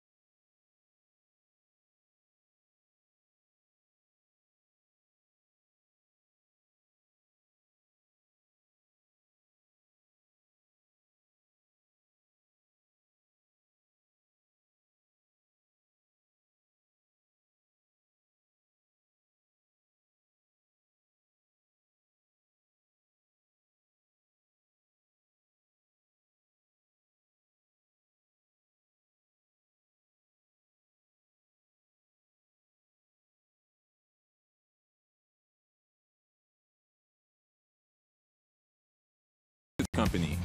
We make the sausages you crave.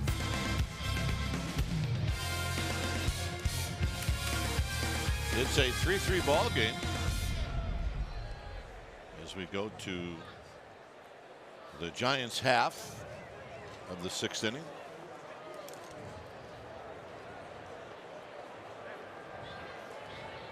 Here's Evan Longoria, followed by Pence and then Crawford, and a strike on the outside corner. We have multiple changes for the Cubs, and when we decide we want to give those to you, we will. You're holding back.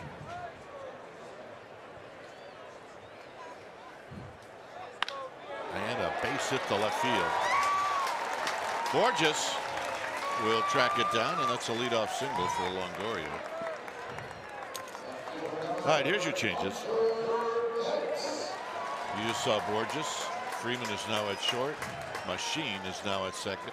And Zobrist is at first.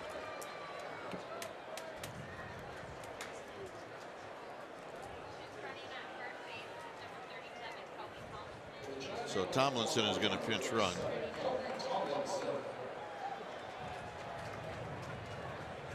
So Tomlinson is at first base. Here's Hunter Pence, 1 for 2. Don't. No. Get picked off. Don't do that. Don't come into a game as a pinch runner and get picked off. Do not do that. Because you cannot come back to your dugout. You have to find another place to sit.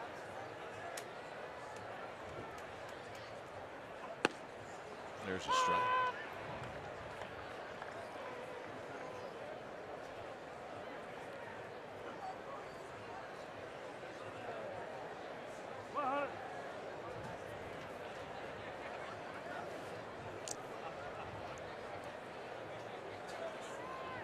This will be pitch number 85 for Quintana.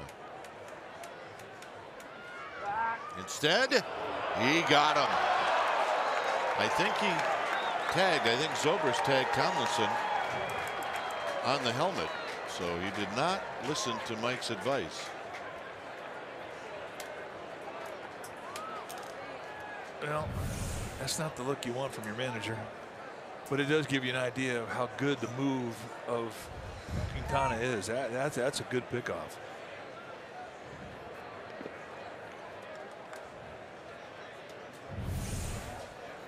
I mean, he had a full lean going on to second base, and there's a swipe to the helmet you're talking about. I don't have any problem with a guy getting picked off if he's going, but if he's not going and you get picked off, then I got a problem with that. And I don't think Kelby Tomlinson was going. I mean, he was just taking a secondary lead. Yeah.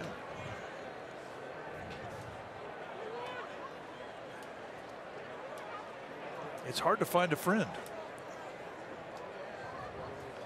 Amy G. Go right down to Amy G. I would go right down to Amy G. Give you a hug and pat you on the back. Tell you it's going to be okay. Foul back and out of play.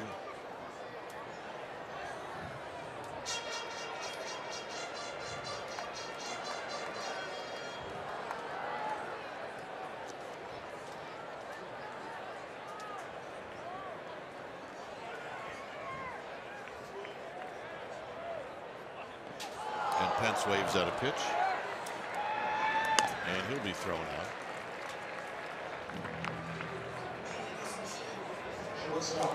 Fourth strikeout on the night for Quintana.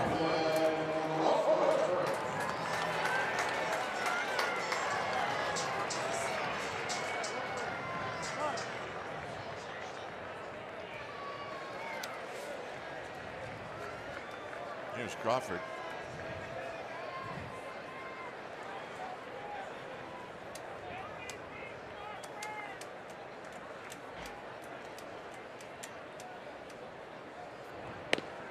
Hang on a minute. No balls and 1 strike. Now here's where Kelby Tomlinson had to pass by Bruce Bochy, and Bruce Bochy making a statement. I mean, it is a buzzkill when you have a leadoff base hit, nobody out, tie ball game, 6th inning. Here's the mistake. Don't walk to that end of the dugout. It was really just. Stay at that end where Amy G is. Yeah, that is not a veteran move, cruising over, unless the manager calls you over, Yeah. which they would never do.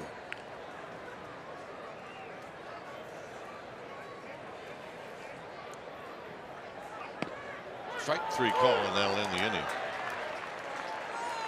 Through 6, 3-3.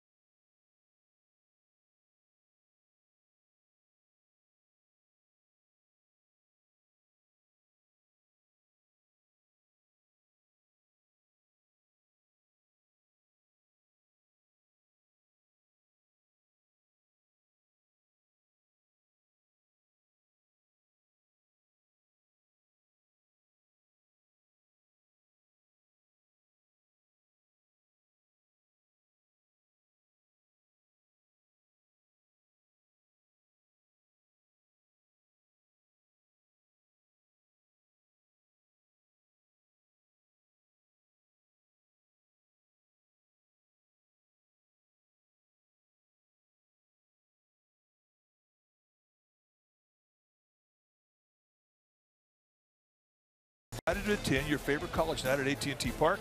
Each package will include a game ticket and a co-branded beanie in your school colors. Stanford and Cal Nights presented by AT&T and SF State USF Nights are all scheduled in April. Go to sfgiants.com. Check it out. Almora rolls it foul, a 3-3 game, 7th inning.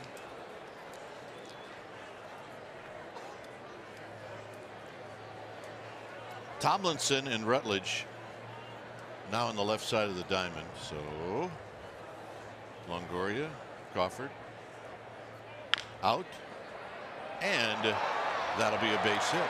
So tough luck for Stratton. The ball gets kicked around a little bit, but it's a base hit for Almora. Well, it's an Arizona infield base hit. It is hard dirt down here in the infields, pretty much throughout the entire Cactus League. When you make a play like this, you get a ground ball. Thomason was playing in respect of a possible bunt. That's going to be it. They're not going to let Stratton get back in the stretch. Osich has been in the bullpen. So we're going to step aside as the skipper comes out. He'll get Stratton. It's a 3-3 ball game, and we'll be back.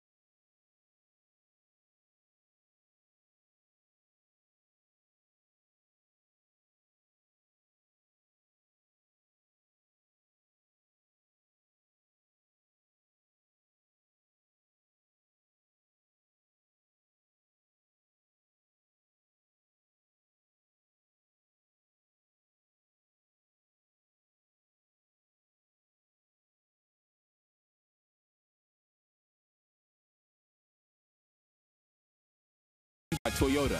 With more models over 40 mpg than any other manufacturer. Toyota, let's go places. By Xfinity, X1 will change the way you experience TV. By Southwest, yes to low fares with nothing to hide. That's transparency. And by Heffernan Insurance Brokers. Insurance and financial services for you and your business. Visit hefins.com. All right, 3-3 ball game. Osich on the hill. Hundley now catching. Facing Navarro, who came in as a pinch hitter for Quintana. Josh Osich has really been a great story down here in the Cactus League. And now a big jump, and they got him picked off. Sandoval's got to hurry. Makes a perfect throw, and they got him. I'm not so sure if he doesn't make a perfect throw that Moore is going to beat the throw to second. Well, he was going, and that's the point you make. You don't mind if a guy gets picked off when he's trying to steal, and there's the perfect throw you're talking about. And Josh Rutledge winds up getting kicked in the face. He makes a nice play. How about this? Rutledge comes in for defense, and right away he gets tested, and there he is getting kicked in the face. But the perfect throw made the whole play. And Kelby Tomlinson feeling a lot better. Yeah, it's human nature. It's a wonderful thing. There's Specs. So we mentioned Hundley, Rutledge, and Tomlinson. Those are your new defensive players. And that pitch is a bit high. It's 1 ball and 1 strike. Let's take a look at how good he's been in 8 games this year in this spring. 9-1 with the innings pitched. 12 strikeouts against 1 walk. Just 7 guys have gotten on base. Why is that significant? Because last year it was always a concern as to what type of command he was going to bring into his to a game. Comes into this camp, he went back to his motion that he used his rookie year, and he has really flourished. And they need this guy because he's got great stuff. He's got strikeout stuff that he can get righties and lefties out with, and he can get a ground ball. And mid to high 90s with velocity. 2-2. He can throw 4 pitches over. And really has been one of the guys that everybody has talked about.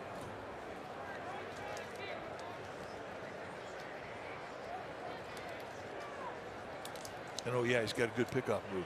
Oh, indeed he does. Out of play. Ooh.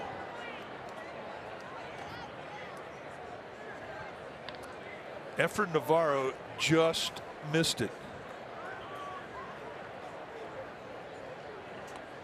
Both cheeks. He had both cheeks into that one, and he just missed it.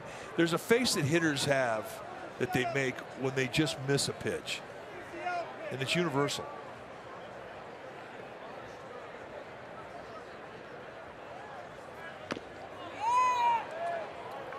Hundley cannot hang on. Watch the swing and then watch his face. It's like, ooh, I just missed it. Good swing. That's the face. Ooh. Yeah, he just missed it.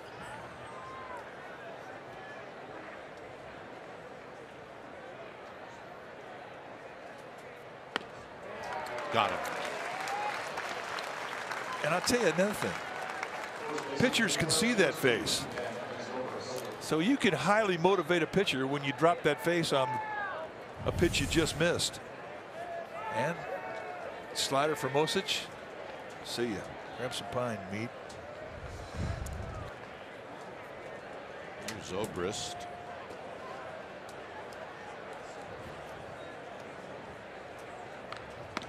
Outside and high. 1 ball and no strikes.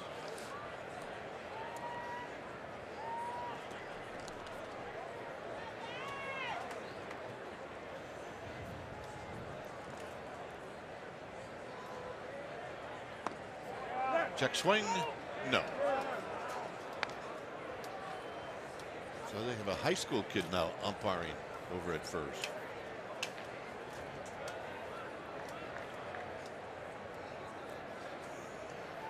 I He's don't in my think homeroom, I think. he doesn't come close to filling up the collar. He had to put a dickie on just so he could fill out the collar. 2 wallets. Come on, an umpire's supposed to have a boiler. Boiler, shave. About 3 chins. Yeah, look mad. You see Bruce Bochy arguing with that guy? There's a pitch down low.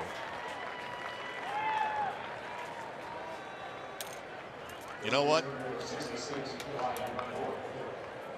I'm thinking that that's Roberto Ortiz. And if he's here, he's earned his stripes. Yes, he has.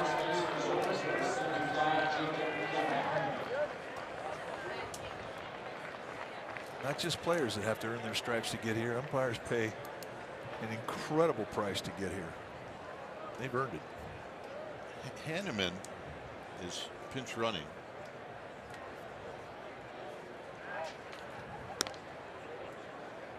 And this is Ryan Court, who came in after Brian had 3 at-bats. Hey, Colbert, last call. He's had a good camp. Osich up high. Oh, and ball and no strikes.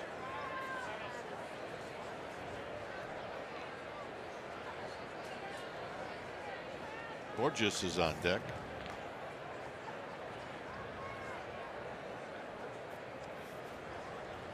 Three game. We're in the top of the 7th inning. Nope. There's that pitch that Mike was talking about that Sean Ryan's not going to give you. There's been no help at the belt.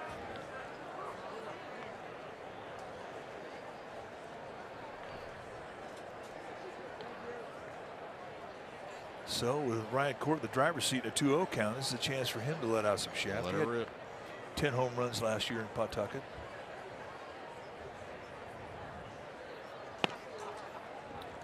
So Osich is now behind 3-0.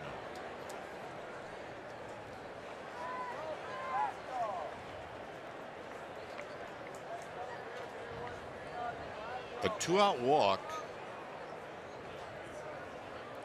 to Zobrist, and now a 3-0 pitch to Court right there at the knees. 3-1. Just a nice get it in 95-mile-an-hour fastball.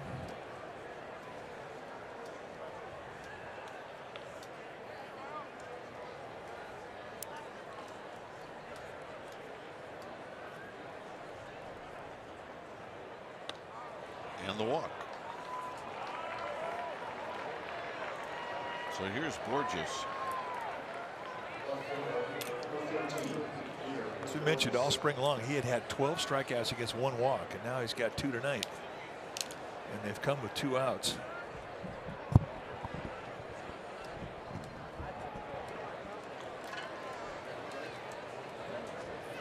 So here's Borges, who is really known for just having great speed.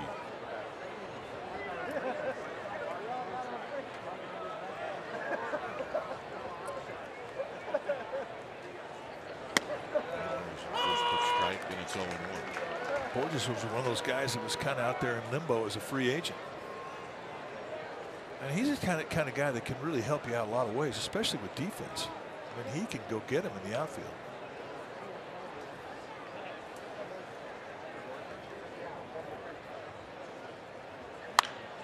Well, he pinch ran for Rizzo, and really, because of that, the Cubs scored the tying run on a pop-up down the left field line, and Borges scored from third. Yeah, I'm glad to see some of these guys are finally getting some jobs, getting into camp. Strangest spring training we've ever seen. Strangest off season we've ever seen.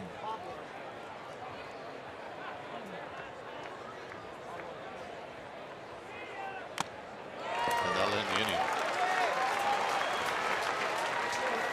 For the Giants, bottom of the 7th, coming up 3-3.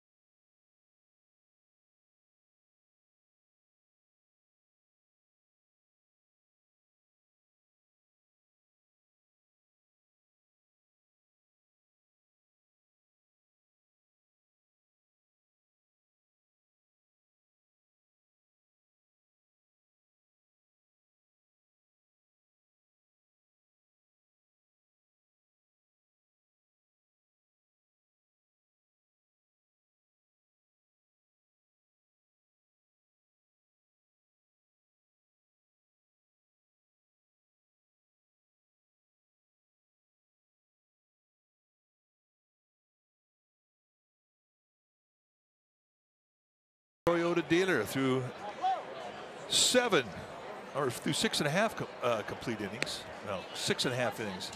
Hey, it's spring training. It's all tied up, 3 apiece. Both starters going to 6 solid. Jose Quintana struck out 5. Chris Stratton struck out 7 in his 6 innings. The big blow for the Giants came off the bat of Buster Posey with a 3-run shot in the 3rd inning, his 2nd of spring. And we're all knotted up as we go to the bottom half of the 7th. 3-3, and that's our Toyota game summary brought to you by your local Toyota dealer. How'd I do? You know what? I wasn't paying attention. That's good. Because we have like 5 more new people coming in. Pedro Strop is the pitcher. Sandoval is the hitter. Caratini is the catcher. There you see Strop. Hanneman is the left fielder.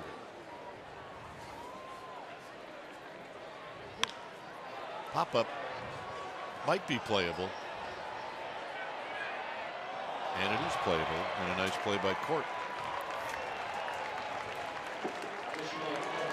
That was not an easy play.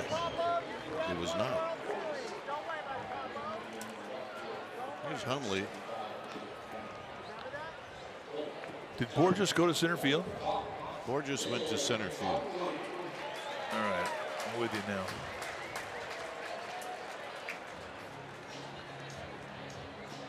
Hanneman, as I mentioned, in left. Caratini catching.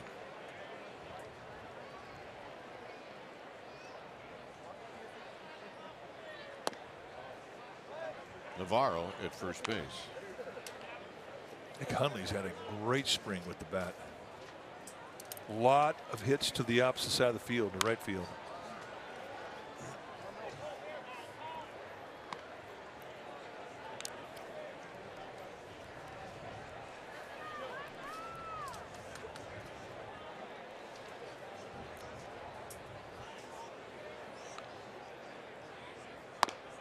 Pitch is high. Pedro Strop, a hard thrower, but he gives you the illusion that he's throwing harder than perhaps the velocity of the pitch, the actual velocity. Because you're looking at elbows and kneecaps flying at you. Not a comfortable at bat, especially if you're hitting from the right side. Good curveball, 2-2.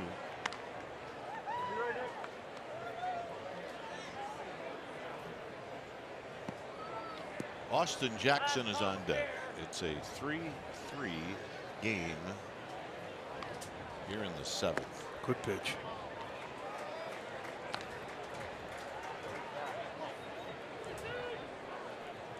Yep, he's got the look of a reliever. And Hundley takes a call third.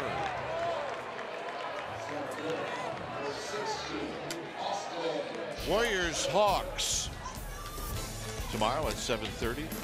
Hour-long pregame show at 6:30 on NBC Sports Bay Area. Also streaming live on the NBC Sports app.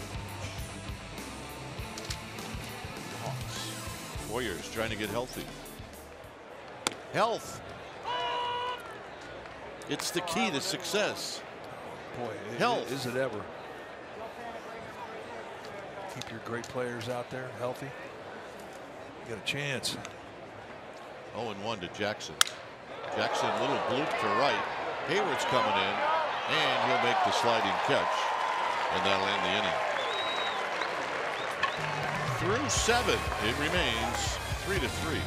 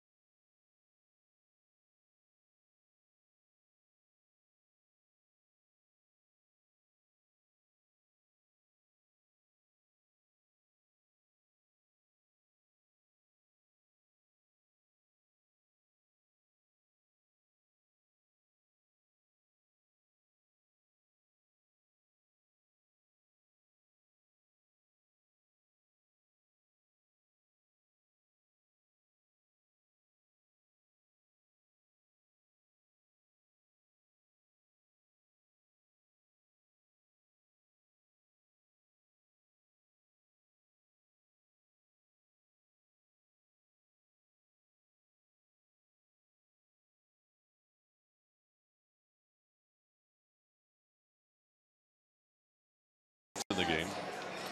Yeah, before the ball game, kind of a kick in the shins as we found out that Jeff Samardzija was headed for an MRI on his right shoulder. And I guess not just us, but everybody in the Giants family will find out tomorrow how the results were on this MRI. And well, keeping our fingers crossed that it's nothing more than a shoulder strain, maybe. Well, that is the hope, that it is just a shoulder strain, and that a few days off, it basically repairs itself. So bottom line is he's probably not going to start the regular season on the active list and fill his spot in the third spot of the rotation. He's going to be on the DL for the first time in his career. Yeah. And I mean, we should note that there are a number of off days in the first month of the season, and you can pick up a couple of those spots in his rotation if you choose just to skip him.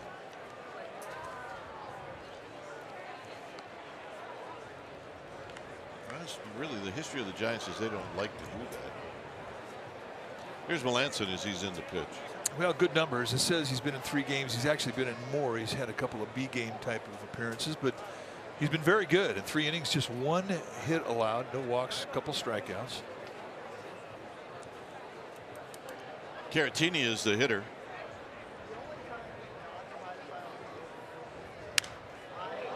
Swinging a foul off the screen down the left field line. Defensively, Hernandez is in left, Duggar in center. Caratini, new lumber. New lumber. That's a great sound if you're a pitcher. There's Duggar. For Melanson, between now and the start of the season, he will throw on consecutive days. Really the final thing that you want your closer to be able to check off the box.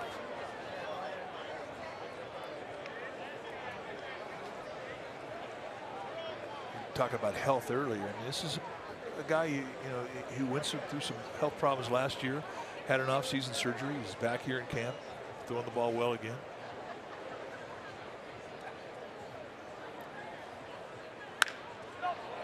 Gets jammed, and Pablo Sandoval gets a big hop. One out. Yep, the media guides came out. He's got one. We got ours today. Pretty exciting day, actually. Remember Steve Martin? Yeah. On the jerk when he couldn't wait for the phone book to come out. That's the way John Miller is with the media guides. He loves his media guide, and he could quote chapter and verse from that media guide. Every year you get a new one. That's all I need. Here's Freeman. Swing and a miss. Very underrated movie, by the way. Yeah, not in our house.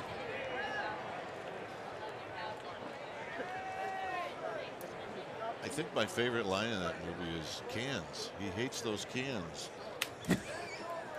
Yeah, I just think about that movie, start laughing.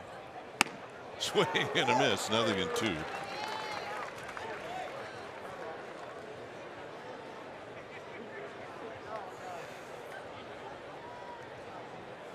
On deck is Hayward. I mean, those are things you do in the off day. You're on the road, maybe it's raining, get the guys together and watch a movie.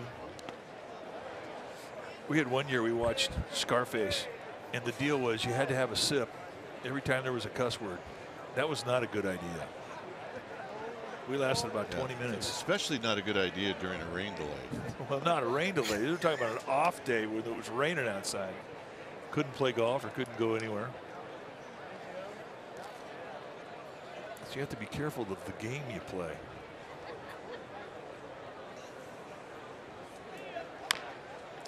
Another little jam shot, and Panic will flip it to Sandoval. Giants baseball from spring training is always live with MLB at Bat. The app will help you connect every day with live radio calls, video highlights, stats, breaking news, and more. You can download MLB at Bat. You can do it right now. It's your #1 Giants app. A lot of good altitude out there in the berms beyond the left field wall. Expect nothing less. Meanwhile, Dad, he is the man.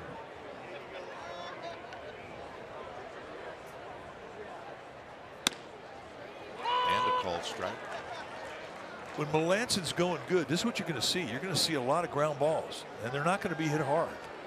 You're going to jam guys with that breaking ball and cutter combination.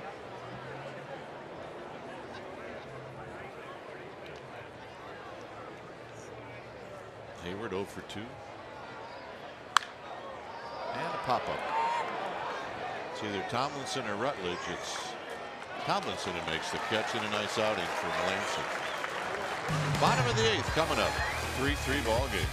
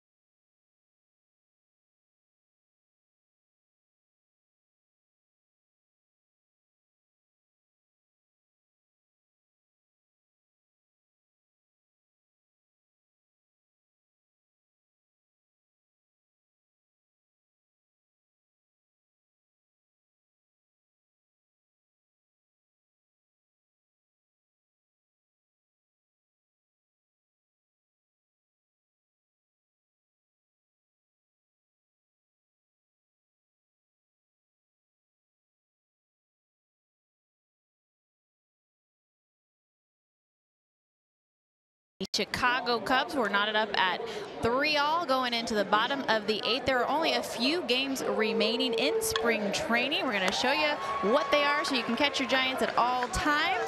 Tomorrow, Friday, March 23rd, we're on at 1 o'clock on KNTV. Giants versus the A's as they head back to the Bay Sunday, March 25th, 1 o'clock on NBC Sports California. Giants versus the A's on March 26th, 7 p.m. NBC Sports Bay Area. And again on Tuesday, March 27th, the Giants and the A's. It's that Bay Bridge Series, 6 o'clock on the 27th on NBC Sports Bay Area Plus. We hope that you can tune in for all the action. Dwayne and Mike. And the pitch to Pennick from Anthony Bass is a called strike. Anthony Bass, the new pitcher. If you might remember him as a starter with the Padres back in 2011 and 12. And he's got the stuff you would normally associate with a starting pitcher. 2 types of fastball, curveball, slider, changeup. 0-2. 95-mile-an-hour two-seamer.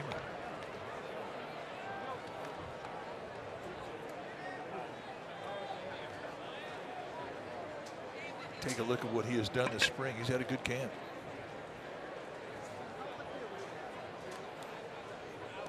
In the dirt, Bijan Rademacher is in right field.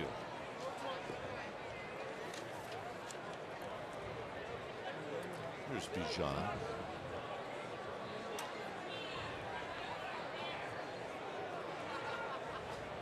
Pennick, a little cue job and a base hit.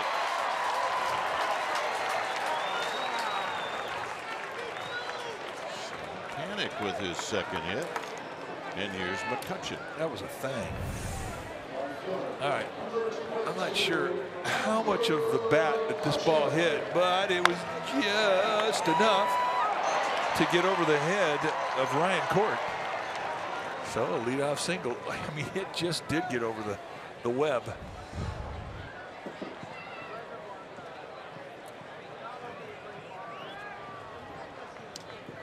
McCutcheon has 2 singles and a walk, so he's been on base 3 times.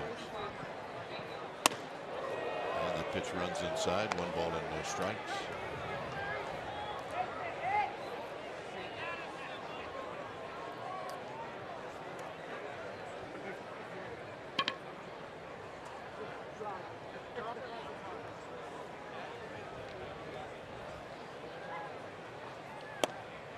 And a called strike.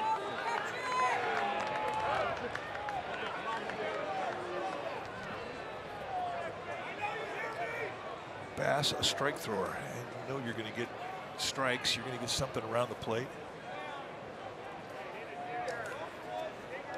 Kind of a prerequisite to be at this level. Out of play. Especially if you're coming out of the bullpen.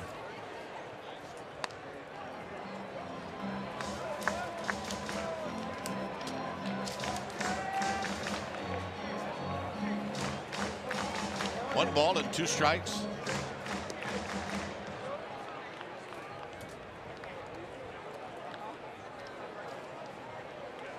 One and 2.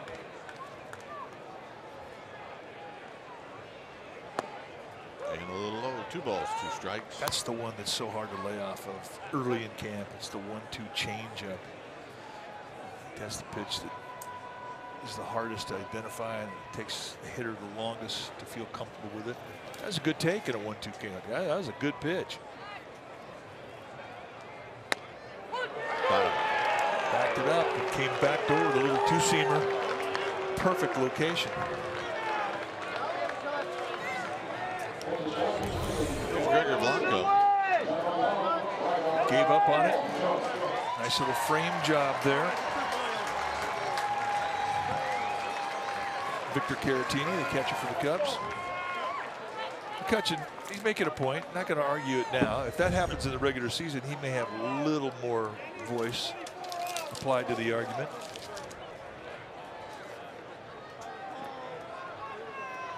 Here's Gregor Blanco. There's that pitch that we were talking about before. That's a belt-high pitch, and it's called the ball. I mean, that's a strike. But it has not been a strike tonight. And the thing that has impressed me, though, is with the Sean Ryan, he's been consistent with it.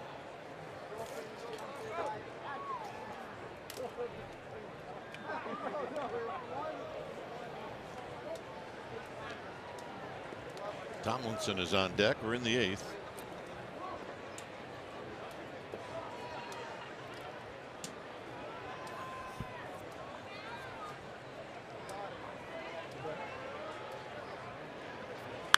Out of play.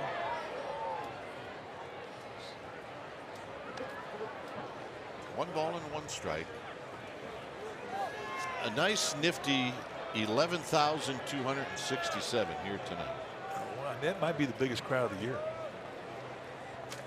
But a great crowd. Last night for the Giants, the Cactus League here in Scottsdale. Runner goes, and it's hit away from the shortstop, Freeman, and that's going to allow Panic to go to third.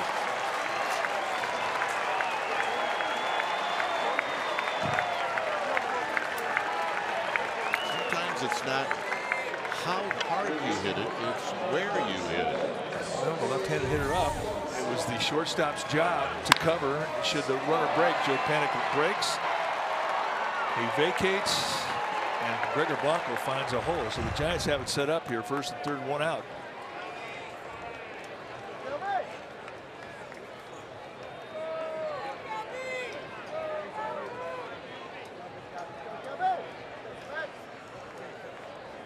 First at bat for Tomlinson. He came in the 6th inning as a pinch runner.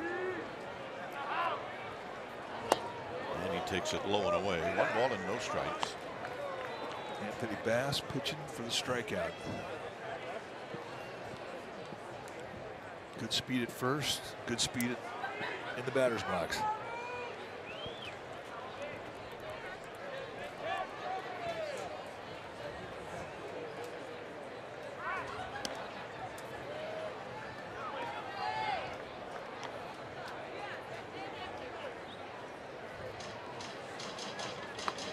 17-game spring training, hit 286. He did not have a good start there for a while. I mean, he couldn't find a base hit.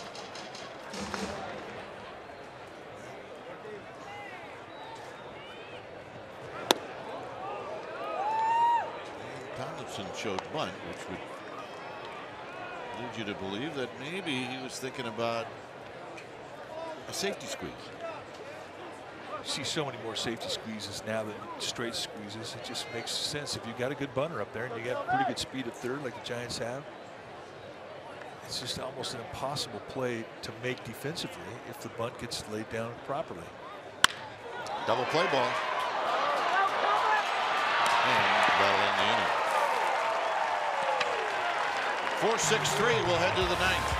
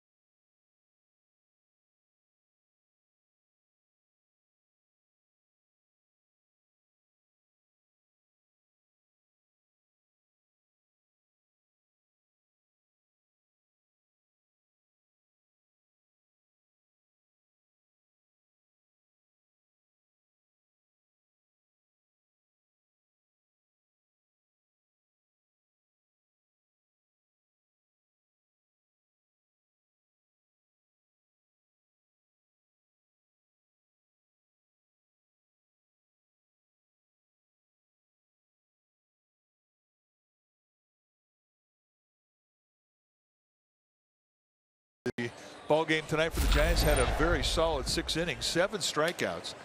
He gets Chris Bryant in the first inning, then Almora, Quintana in the second, then absolutely locks up Bryant.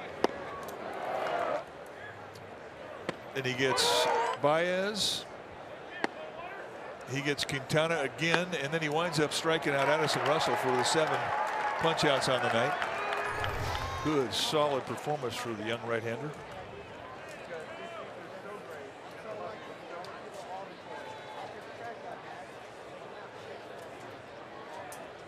So here's Machine on a ground ball to Panic, and Strickland throws one pitch and he gets one out.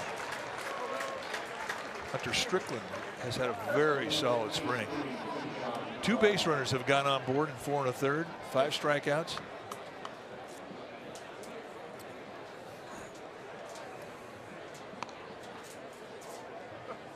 What Josh Osich and Hunter Strickland have done this spring is clean it up. Much more consistent with stuff, much more consistent with command. They're set to have good years.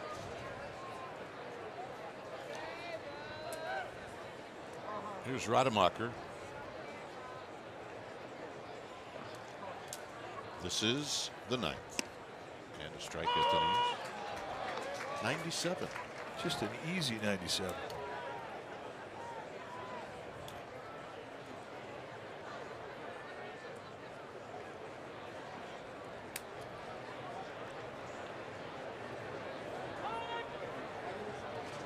Rademacher steps out. What Hunter Strickland set out to do this offseason was learn more about the slider, get consistent with it, tighten it up. Met with John Smoltz, one of the greatest sliders in baseball history. They both shared the same agent. They got together.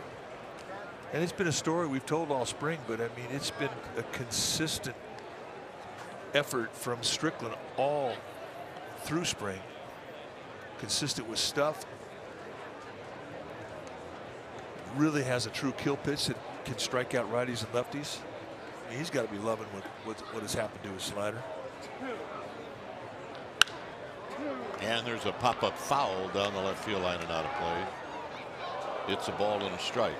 And what happens when a power arm like Strickland tightens up a slider? Now all of a sudden hitters got to think about that. Usually you get in that batter's box, you're not thinking about anything but number one from Strickland. You're thinking about fastballs. Now all of a sudden he gets a slider where he has some creativity with it. He can back off speed. He could throw it over for a strike in a first pitch count when he knows a guy's up there looking for a fastball. Then he can bury him with a quick, tight, well-placed slider out of the strike zone. You have that type of velocity in that fastball, you're going to have that type of velocity in the slider. And 90-mile-an-hour breaking balls, they're not easy. So Rademacher got a new bat as he steps in and kind of 1 ball and 2 strikes.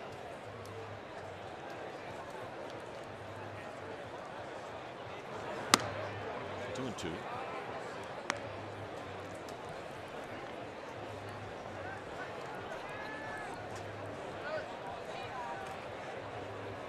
Outfield straightaway. Blanco deep in right field.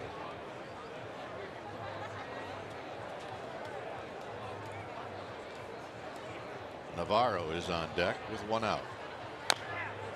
Tap foul. And there was that breaking ball. Rademacher did well to catch a piece of that one.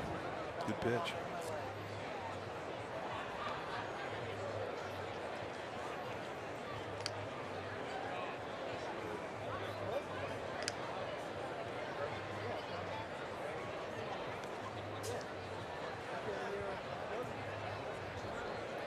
Strickland ready. And the 2-2. Here it is. And on the ground. Rutledge kicks it around, recovers. Got him.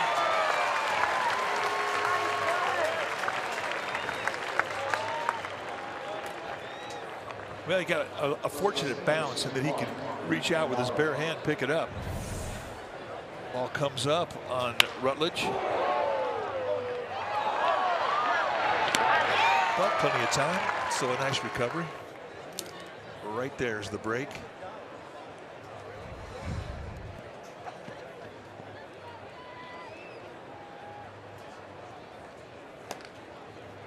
Here's Navarro.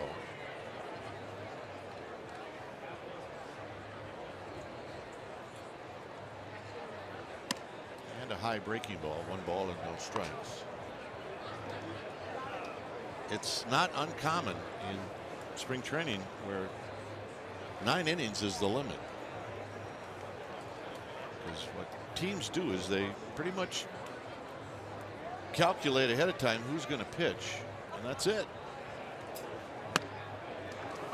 So there is ties in baseball. It just happens to be in spring training, and then 1 all-star game. That's it. Yeah, well, which we'll never see again. That's it. But I love that about Bob Brenly, who was the National League manager when that happened.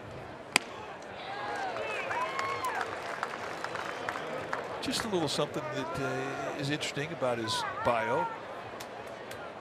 If you go to Wikipedia. 1 and 2.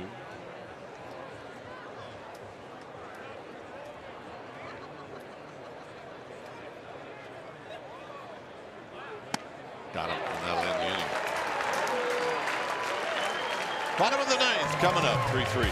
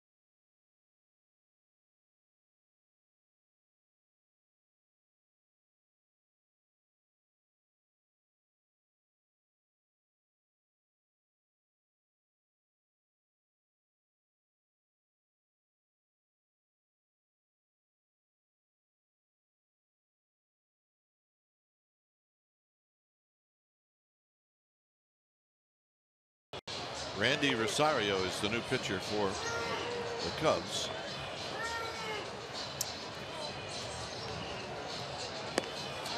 Rutledge. See what Rosario has done this spring. He's had a good camp. Got a little time in last year with Minnesota. Got about 10 days in the big leagues. Hard throwing lefty. We got a chance to see him for the first time, just 23 years old. Why is that a big deal? Well, this is his 8th year of professional baseball.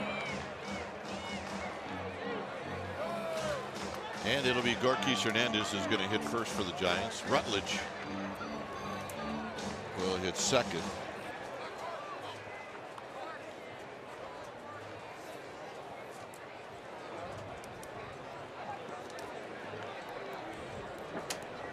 So here's Gorkis.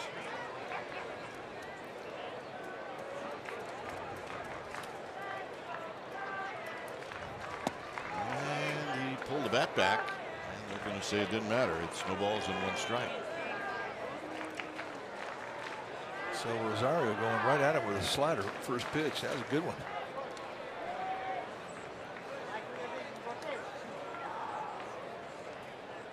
He warmed up. He threw 4 pitches. And he comes right back to give another hard slider, and he breaks Hernandez down. If you look at Rosario's numbers in the minor league, he was spent a lot of time as a starter. But I think that the Cubs feel that this guy's best shot at being a big leaguer is going to be out of the bullpen.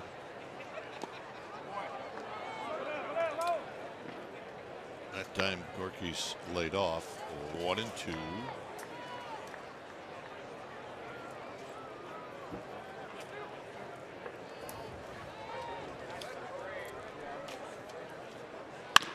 Big chopper off the glove of Court into left field.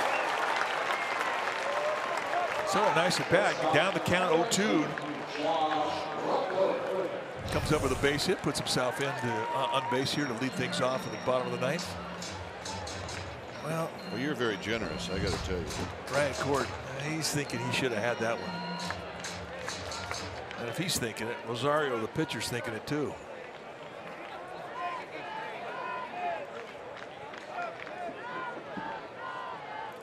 So Rutledge hitting for the first time. And call strike.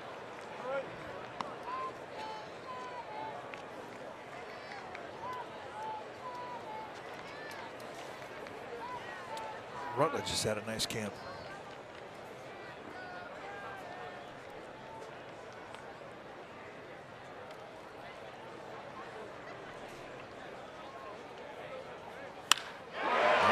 One down the left field line. That's a base hit.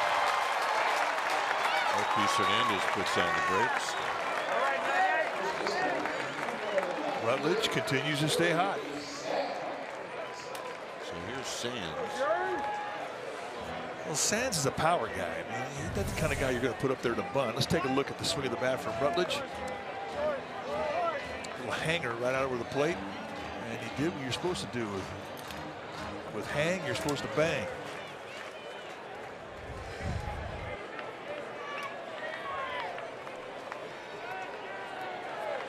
So Jerry Sands can send everybody home. And he takes a strike. And it's 0-1. One to measure, one to rake. Hundley on deck. Would not be the first walk-off hit that he's had this spring.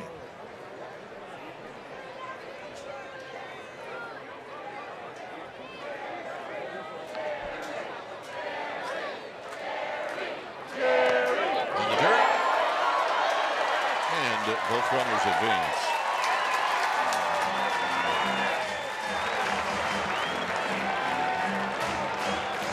Well, if it's a regular season game, it's probably going to be a ball 4 here. They would put Sands on, but spring training, they just might say, all right, Rosario, you get yourself into this jam. We'll see you pitch yourself out of it. And that's what they're going to do. They're going to bring the infield in, outfield in.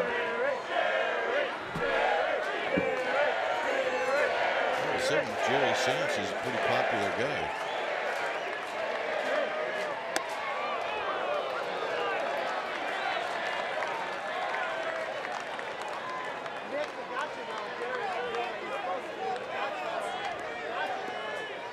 Kind of remind me of the Barry chant we used to hear on the road. Absolutely. Where they would talk about his socks. Barry socks. Barry socks. Barry socks. I never understood the deal about the socks thing.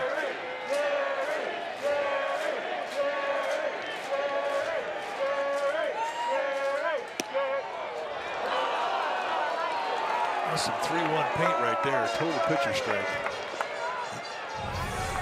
If you're Sands and you're in a 3-1 count, you're not swinging at this. Might have been a little bit of a gift. It's 3-2.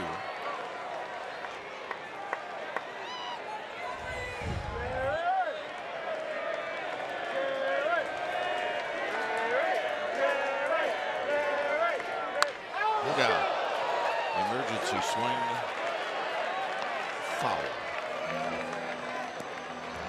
You know, one of the stories that's going around baseball is how baseball now is extending the netting down above the dugouts on both sides of the field. And that's something they should have done here a long time ago in this ballpark, because you are close to the action if you're in the stands. That netting has saved a lot of bruises this spring.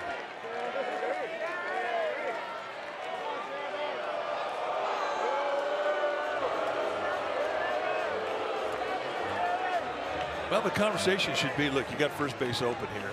Don't throw him anything close. Be selective. It's you're in the driver's seat. You've got the advantage here to throw the locations out. Hope he chases. I believe I said it's 3-2. It's not. It's 2-2.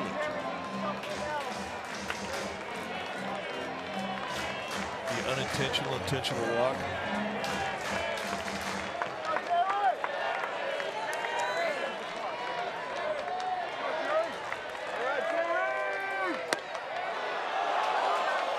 Great pitch. That is a great pitch in that 2-2 count. And remember, Jerry Sands had a second strike call, a little wraparound break-em on the outside corner. I mean, you got to have some guts to take this. And that's how you utilize an open base in a 2-2 count. And he can throw the same pitch.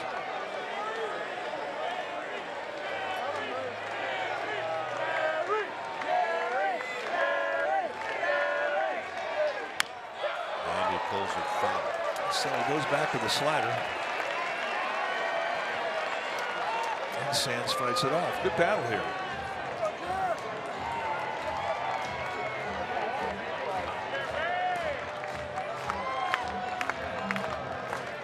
Two guys fighting for jobs out there going at each other. This is the essence of spring training right here.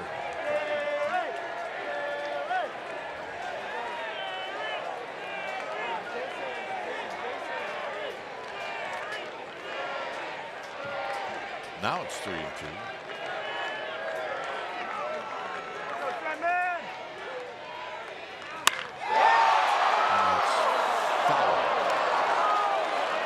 So he throws another slider, and this time Sands waits for it. I mean, he barrels this thing. He hooks it foul. But watch the back leg. He is timed to it.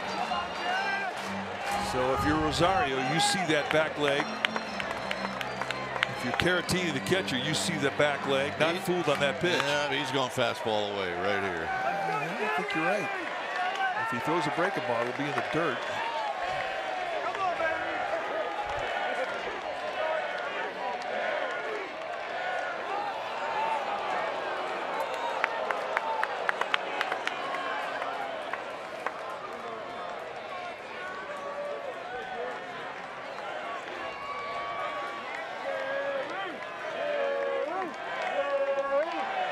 3-2. And this one's over.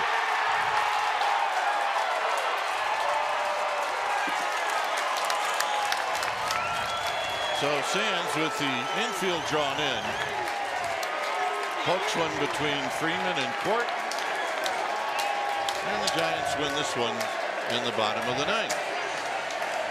Sal Rosario indeed goes back to a breaking ball and a great at bat from Sands, and he'll walk out of here feeling like he belongs here.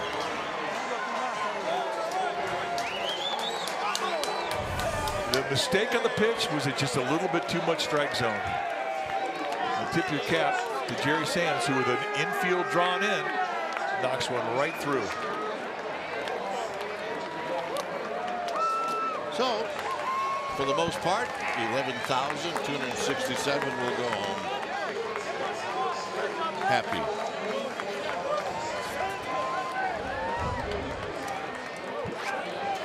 So, the Giants win this one by a final of 4-3. We will have more from Scottsdale Stadium right after this.